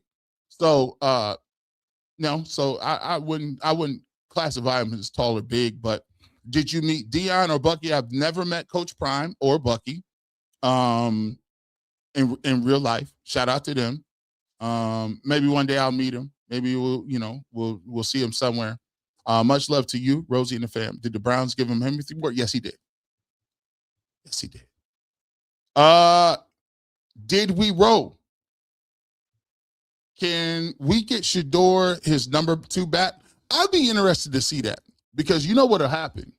If he does move, if he's a starting quarterback and he moves from 12 to 2, he's going to sell all them jerseys. And the guy who had the jersey at number 2, I think his name is Carter. He's a returner. He's on IR, so he can get that. Why UCS deleting clips and not addressing Dion calling lies on Mary Kay? Browns media for continue to spread false narratives. Is UCSS compromised? Sky High. I don't know if did they delete clips and not addressing Dion calling. Here's what I'll say about this too. And this is the way it works. Like, and I think Tyvis said this too. Matter of fact, we're streaming live on UCSS right now. So when you're doing a show, and a lot of people don't be getting this, like when you do a show, and you bring people on, that's, they come on, you bring them on as a guest to show their opinion. That's their opinion, Now, if you say something and one of the hosts that's on the panel disagree with that, they can ask another question and you can have a conversation. But for the most part, you're bringing those people on to give their opinion about it. Now, a lot of times we'll opine about it afterwards or whatever, or we might have a conversation while that person is there. But, in the media is not really, a lot of times your job to be rebuttaling. Like I always say, I got my own platform and I say what I say on my own platform. And a lot of times, even on my own platform, I don't necessarily want to go into, debunking everything somebody says. It's checks and balances for people. If they said that, they got to stand on what that said. And so Coach Prime, if he feels like that was not truthful, he's going to say that. And so she deals with the consequences or whatever comes with that. Like, that's just part of the game. Everybody got an opinion. You know what I'm saying? So just same way she said that, the same way Coach Prime has a right to say that. And I don't feel like UCSS is compromised. I mean, because for me, it can't be compromised because I'm sitting there and I'm going to say what I want to say. So when I'm there, I give my opinion based on what it is. And then I give my opinion when I'm here. So to me, I think sometimes we got to understand that we can't be the arbiter of every information piece coming out. We just can't. That's not the goal of as a journalist or an opinion person is to have to debunk everything somebody says. Like, the audience has the ability to do that to those people in real time. She has a Twitter account. She got videos and comment sections. That's for y'all to figure out whether or not you agree with it or not. Pro Fran Talk. As long as Shedeur balls out, the questions will answer themselves. Haters want style points over wins. Look forward to chopping it up with you. Beware of the moving goalpost. We appreciate you. D Woods 1609. I just hope that they don't do Shedeur like they did Baker. I don't want him to leave. Hey, don't worry about that. Hey, bro, stuff work out. What you do on that football field matters. Look, there's a lot of people that write a lot of different things. I'm more interested in watching what's going on this week. I ain't got no time for that. Tristan Skywalker, you mean to tell me all I had to do was throw to far cans and managers, and I would have developed into an NFL starter quarterback? Stefanski was a genius for inventing such a brilliant development tool. Boy, I wish that tool would listen. That could have got me in the league. Boy, I should have. Matter of fact, if all it took for me to get my podcast up was to go over there and throw to the trash cans like Stefanski had him throwing, I would have been a millionaire by now. So easy, a caveman can do it. Martin Jackson, I hope Deshaun Watson tell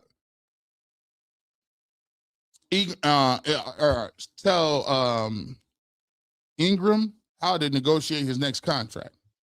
Hey, well, if he can get that guaranteed bag, Mr. K. Morris, we appreciate the super chat. MG23 Raptor, check the injury report. The majority of the starting quarterbacks are black. The most famous NFL player is black. And this is the top down effect of control the image of the NFL for the good old boys club propaganda. It's the propaganda. Hey, you know what? I'll tell you what. This week, if you want to know about the propaganda gets really diminished very quickly with games and numbers. He come out here against Caleb Williams and play well. All that propaganda be up out of here. What's good, G. Bush, Chris Powell? Diehard Lions fan here, but I love your content. Hopefully the Browns are smart and use those picks to build around 12 the right way. Appreciate you. Shout out to Detroit. I got an affinity for Detroit. The way they built it, their fan base has been very maligned. By the way, the Lions got the best uniforms in the game. Them black uniforms, them electric blue. Lions got a crazy. I just like the way the Lions is constructed. I like the way they built. I like the coach. Like a lot of things about him. 12 AD's Brazil. 12 so good, he's sending boys back to college for another year. Stop playing with him. Hey, a lot of dudes are like, yeah, you're right. Hey, I'm going to go ahead and back and get my little extra. Is they still giving out them COVID years? I'm going to go back. I got a couple extra years eligibility over here, Chuck. 80s Brazil. Musgrave did a good job quarterback developing over Kevin. Todd McShay is disrespectful as a dish rag who thinks he can evaluate NFL quarterbacks and talent when he never played at an elite level. Nasty work. Light Wheezy. Appreciate the super chat. Colonizers had a century to start and still stealing, still benefiting. Soon as Coach Prime benefit his son, they want the world to end. Let's go 12. Come on, man. I never got it. Did you think LeBron's son wasn't going to play in the NBA? You know how many people don't deserve to be in the NBA? You know how many coaches don't deserve to be coaches and they still get in? Stop. Nita G, thanks for all your work. To my fans, family, we at Village, and thanks for standing deep and not letting the false narratives work. Go 12 under players dealing with the same nonsense. Nita, we appreciate you. We're not gonna do that this year. Stop. We're not doing that this year. You got that off last year and got your money off, but we're not going to play the old, and you got to come a little stronger with that.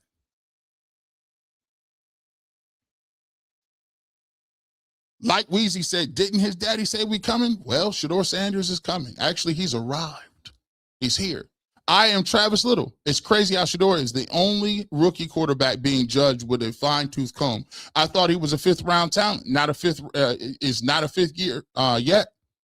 You got to keep it. I always tell people, you got to keep it the same energy, the exact same way. If you talk how long shot and how you got to keep the same energy. You got to. 80s Brazil. You have no culture when you've stolen everything. Hey, that was spicy. That was $1.99 spicy too. That was crazy. That was cryptic. Lusty GA21. The Saudi, I'm destroying it. We're just gonna call it that before we get out of pocket. When was the last time a quarterback played at an HBCU who was drafted in the first round? Maybe this is meant to discourage quarterbacks from following 12 paths. Yeah, they be doing little sneaky little stuff. They be doing little. Coach Prime had him spooked with the HBCU movement, though. You can't get the number one player to be going to HBCUs. Rob Rich, 73. G. Bush,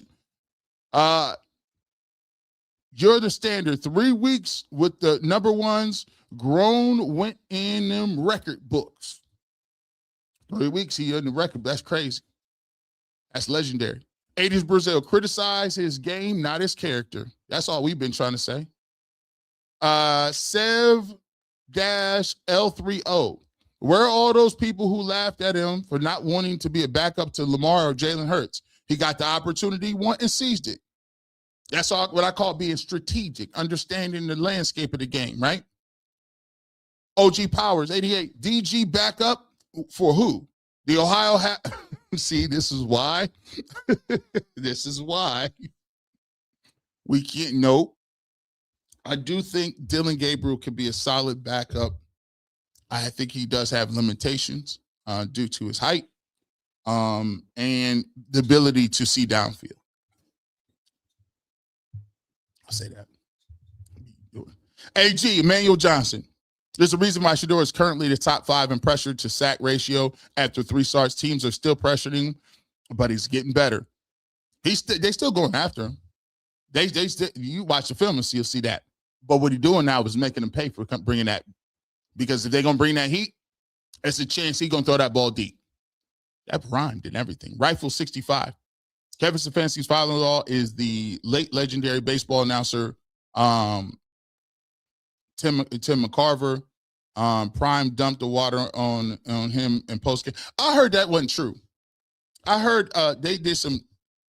I seen something somewhere where they said there's no affiliation with that. I saw that on Twitter.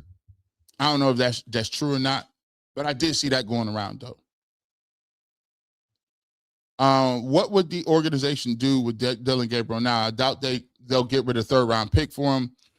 Maybe they can get a 5th-round pick for him. I think they're gonna keep him on the roster. You gotta think about it. If you got a guy who knows the playbook, knows the roster, you drafted him, you have asset invested in him. I literally think you can go to next year and Shedeur's your number 1 quarterback. Deshaun Watson is your backup. He's kind of expensive, but he has a contract that should be expiring after the next year. You got Dylan Gabriel. Super Cop Ray Christ Jesus lives today. G. Bush loves seeing the barbershop exploding lately. McShay sweating them old comments after 3 weeks. And I think I think the good Lord for Bears stepping up, and Kevin Stefanski got his franchise quarterback in the 3rd round. I appreciate you, man. Staying sold. Year 3 Sanders with Operation Stockpile after Watson's contract ends will be interesting. If they continue to draft well too, that will make me optimistic. That's it. Once that contract get off the books and we got project, can you imagine? Listen, give me Cardinal taking some linemen, bro. And Quinshawn Judkins with an offseason and Phantom with an offseason. Bro, come on now. Isaiah Bond year 2. Come on now. I'm excited about that. Medic 5151. The wild people out there complaining about 12 saying he grew up with a silver spoon, but the same people love Kevin Stefanski not doing their research as well. You know, that don't fit the narrative though. That don't fit it. Ain't gonna fit right. Grandy Channel. Bull kept it real, but Jay is straight tripping. I think Bull came around a little bit. He said, hold on, how do I know? How do I know that these quarterbacks in college is better than what I just saw? I said, oh, now you just see? Look, you was asking, right? And let me tell you this. You say what you want about Jay is not crazy. Jay, if he come out here and throw for that 300 this week, I'm gonna tell you right now, Jay gonna switch all that up. I'm telling you right now, he throw for 300 against a playoff team, he's switching that up. He gonna be right emotional, chopping it up with the rest of us. I'm gonna let you know that right now. Najee Muhammad. I don't like the name Big Circus. I prefer Mr. Right Bush. It puts respect on your name by acknowledging your football acumen. You know what? I like to be self-deprecating. You know what I'm saying? If you're going to call me a clown, clowns do stuff for city to city. Big Circus means I own the circus. I own the clown show. As a matter of fact, not just the clowns. I got the elephants. I got the spinning trapeze. I got everything. I got lions, tigers, and bears. Oh my! You pull up at my circus, you gonna get a show, right? We got this big circus in 5 cities rotating at once. If you gonna say I'll be stirring the pot, put some respect on it. Call me the biggest clown in the game. TK 5904. I agree with Jaguar. I think they took Shedeur asking questions and seeing things differently as him being Dylan. That's correct.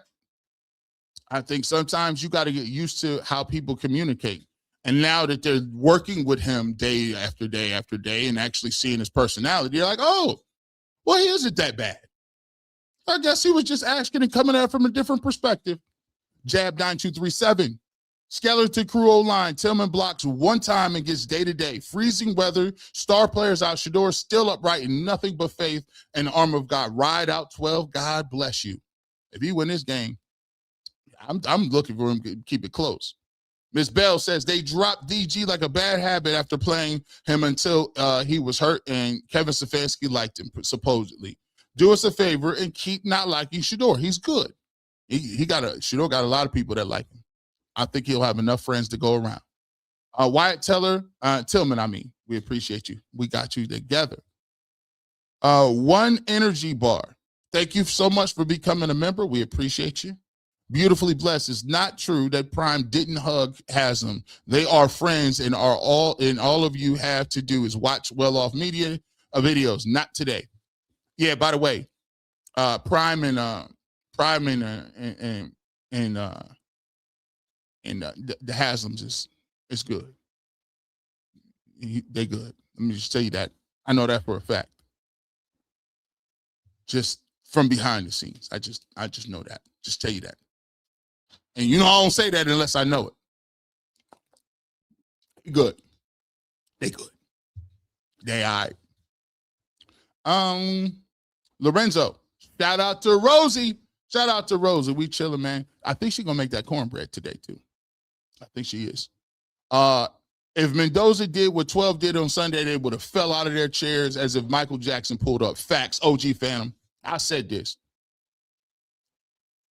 You put that name, if that was Arch Manning, if it was Dylan Gabriel, if it was Deshaun Watson, let me tell you something. They would have lost their minds if they would have had that performance. Let's not act like it was regular. Like they tried to make the little 220 Mendoza threw for like it was moving mountains. It wasn't. Mary S12 says ESPN give him the Himothy Award. Google it with 12. He got the Himothy Award. He got the T-shirt too. The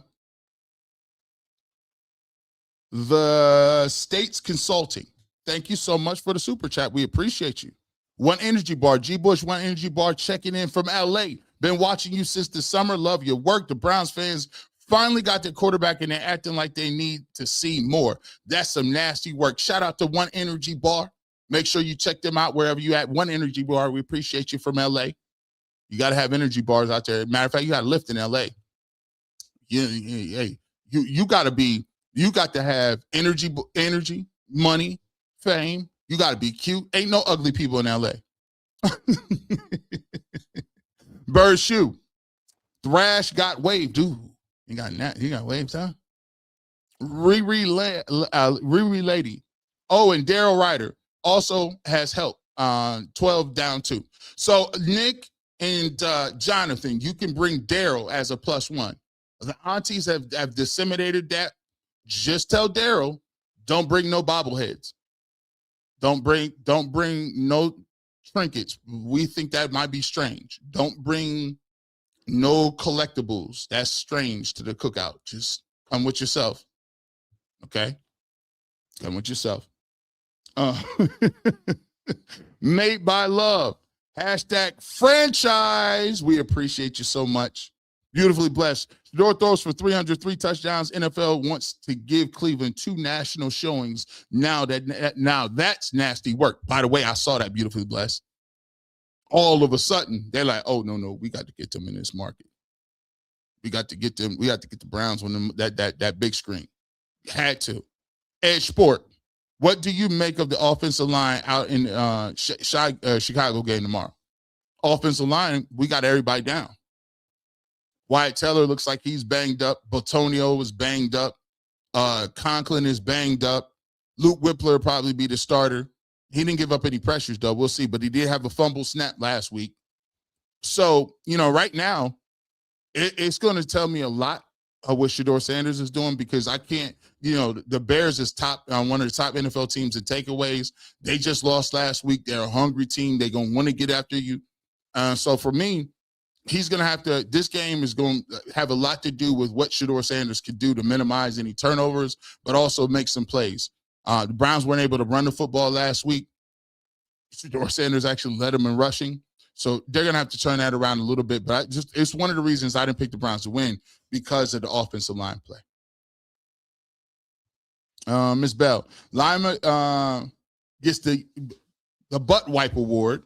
He said it's the Browns' fault that he bad-mouthed Shedeur because they told him that he was slow, not ready, etc. Heard it all. Yeah.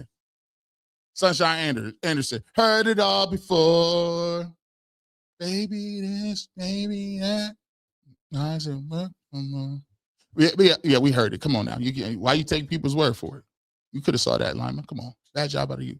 Quad Rich. Yo, Boog from the Shedeur Sanders camp want to chop it up, come on the shop. You got any chair openings for this? Cordier Rich.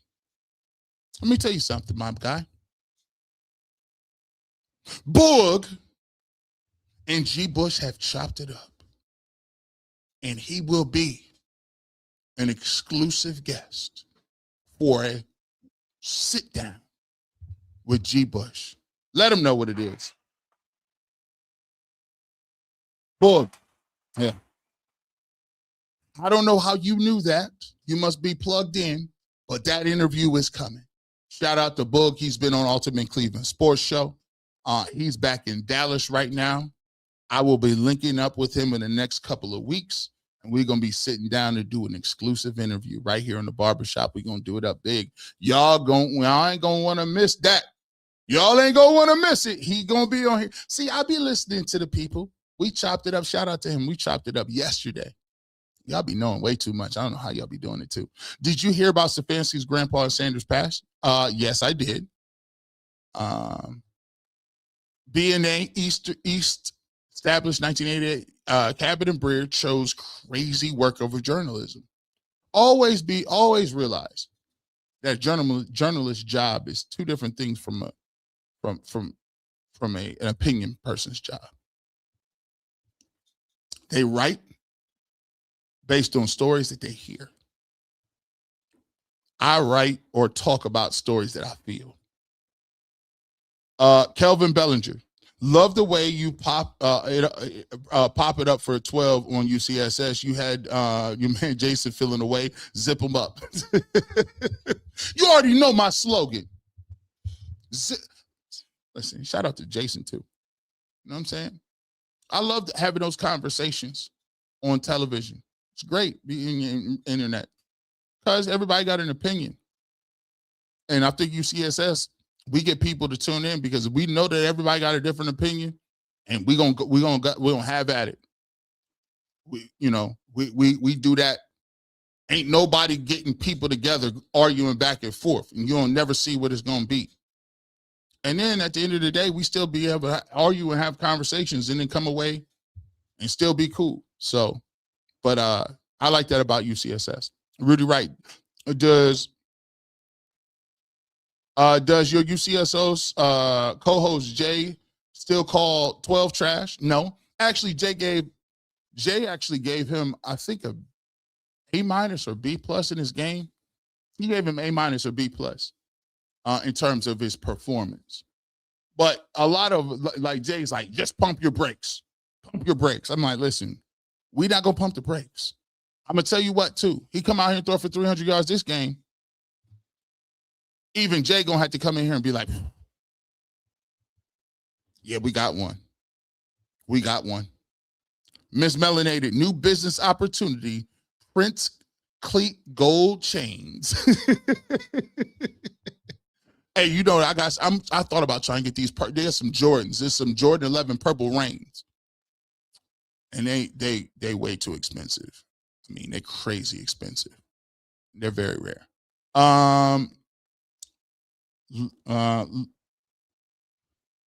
Oh, I'm tripping. I just got it. This is LSU Tiger. I was calling you Lusty and everything. I'm like, bro, that sounds like a crazy screen now. I can't be calling another person Lusty. That's crazy. LSU Tiger, according to McClung, a 4-year backup, is still a rookie. So Mike White, 350-yard game in year 4 is on par with 12s. Come on, McNuggets. You were still LSU too? You still salty about that? Come on, man. Shout out to McNuggets too, man. Stay tuned. Kevin's wife is Michelle McCarver, who is Tim McCarver's daughter. It's a Google and Wiki pages. He definitely got something against Deion and Shedeur. I got to check that out a little bit more. I check that out. Appreciate the super chat. Keisha Stephanie, wondering why he haven't seen DG locker room interviews and camera time at the games. And folks wonder why Shedeur Sanders fans are the way they are. We see it.